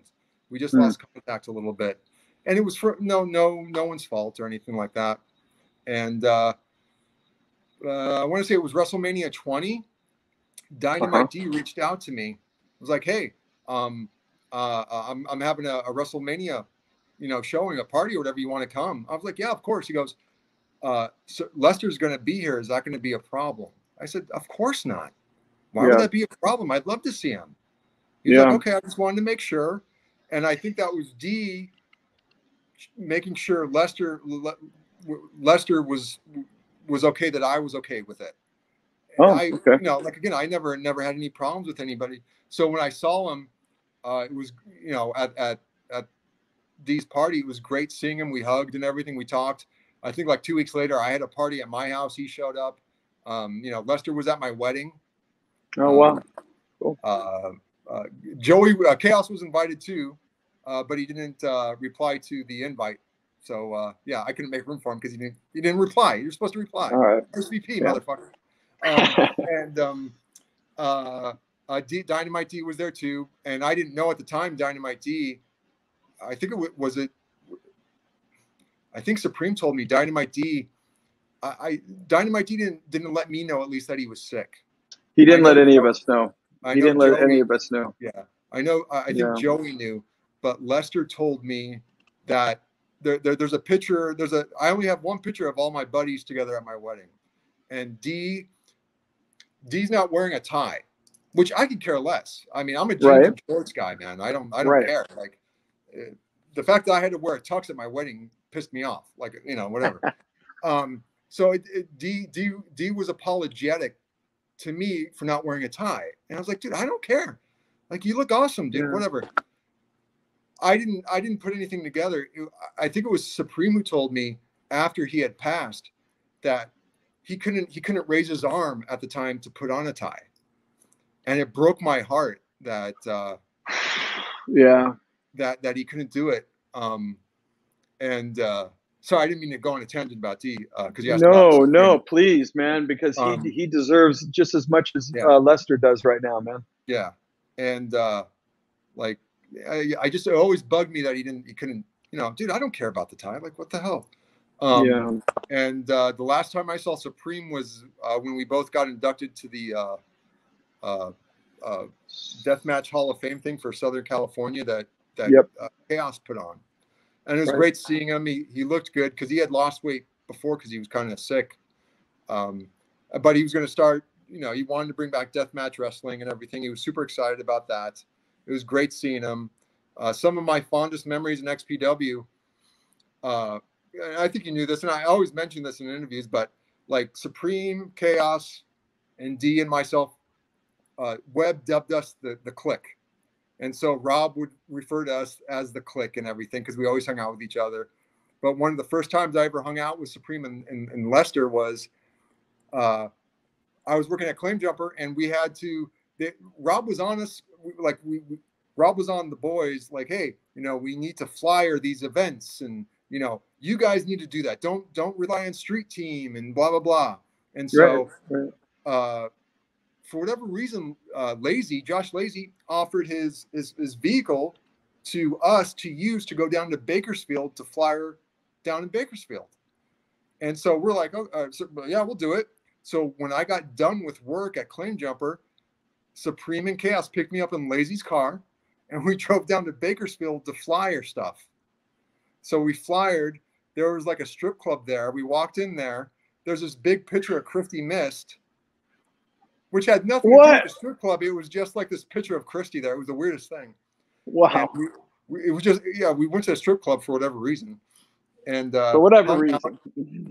And from there, we would hang out with each other. We'd go to this place called The Garage. It was this club, and listen to music. I know The Garage. I know that place. Yeah. I know that place. I ended up knowing the owner, Tobin, because of my friend Chad Henry, who went to school with him growing up. I met Chad Henry through CZW. Chad Henry's a scout he was a scout for the Detroit Lions. Now he's a scout for the Colts. But what a small world. Jeez. Yeah. What a small world, man. Stuff just interacts. And Tobin would tell me like, oh yeah, I used to see you guys come in and watch and listen to music and see Supreme and all that stuff. But Supreme was the most loving, carefree guy in the world. Always had a smile on his face. Was always always fun. You know, you probably remember us like drinking like 40, what was it, King Cobra? Cobras. King Cobra. So I used to drink King Cobra with him, like at the office. Like, oh yeah, it was horrible stuff. Yeah, he was just a great guy. I loved being around him and hanging around. I wish I had spent more time with him. You know, after I had left XPW, especially the past couple of years now. I just, I never leave the house. I like just being home, and sometimes. Well, we have different we have different lives now, and I mean, what you just said, like I've been saying that too to myself, like, gosh, like I haven't seen him in a while, and just been caught up with not being involved really in wrestling unless someone calls you and it's worthwhile to do a booking, but that's kind of it. It's like a one-off, and you're back home, so. Yeah, Joey made the joke about the death match because it was at Santino's Brothers where we did the Death Match Hall of Fame. Joey's like, because I told Joey, and I tell this to him every time how proud I am of him building this, and Dee would be incredibly proud of him. And I was like, yeah, I'm sorry I don't come down, because he invites me to come down every now and then. And he's like, yeah, dude, I had to put on a ceremony, where you're getting inducted for you to get out of the house to come down here and see us. And I was like, I'm sorry. Yeah, it just sucks, man. It sucks, especially I feel for Kano and Karen, because he loved them to death. He was incredibly proud of Karen, and would beam about his wife Karen all the time. And miss those guys. No, thank you, man. Thanks for sharing that. And I couldn't have said it better myself, and I couldn't agree with you more. Shout out to his family, and rest in peace. And I think he's and D2 looking down on this and hopefully appreciating what we're saying here, and I'm sure they are. But Billy, thank you. And I noticed you're wearing, is that Shad, your shirt? Sorry, Shad. So yeah, and that was another guy. I actually got to know him, and when I was living in downtown LA, he with the crew, he came to my place, and we all went out, and I was living down there, and I was kind of showing him around, and I hung out with that guy. And I know we didn't work with him, but he was a cool guy too, man. I don't know if you ever met him, but he was awesome. So while we're saying this, rest in peace to all these guys, and those are beautiful words, Billy. And thank you for saying that about Lester, and people just want to hear stories about him, especially from those of us that knew him. So awesome, brother. I appreciate that. And you know what? We're going to wrap it up. And before we do, is there anything you want to say to fans out there that are still talking about us after 20 years? Anything you want to say, man? I mean, thank you. I really do appreciate it, because I get messages every now and then, and I try to write back. I do appreciate it. Honestly, like I've always taken the stance of I don't need everybody to like me. If you don't like me, that's fine too. I'm cool with that. That's right. But if you supported me or whatever, I really do appreciate it. It's really touching and cool. And again, thank you for the opportunity, Kris. And I enjoyed talking to you, and hopefully talk to you again. Me too. Yeah, man. It's again, if you were to talk the 42-year-old me talking to the 22-year-old me, I probably wouldn't have liked the 22-year-old me, because I was an angry kid, was always pissed off, didn't like it when someone would talk down to me, and especially if I look back at stuff that I've done wrestling wise, I'm like, what the hell, like chair shots? Yeah. Like, but that's another story for another time. The 44-year-old me would say the same about the 24-year-old me. Yeah. So, it's I don't regret a whole lot, or regret anything, and no regrets, man. It's adapt and overcome. Just do your best. I agree with that no regret philosophy too. There's no regrets. It's things I tell the step kids, like, hey, things don't happen to you, they happen for you. And you know, don't play the victim, and just, you know, you have the power within yourself to do whatever you want and change things however you want. So I appreciate those. Yeah, I appreciate those words, Billy. And again, thank you for joining us, my friend. This has been Xtreme Memories with Kris Kloss. Our guest today was Billy Welch, the Messiah, and the Blunatic. Cannot forget about the Blunatic. I mean, that was what I remember the most. No, but yeah, and that's what I want to be remembered the most, is the Blunatic. The Lunatic. All right, Billy. Well, hey, man, it's been a pleasure.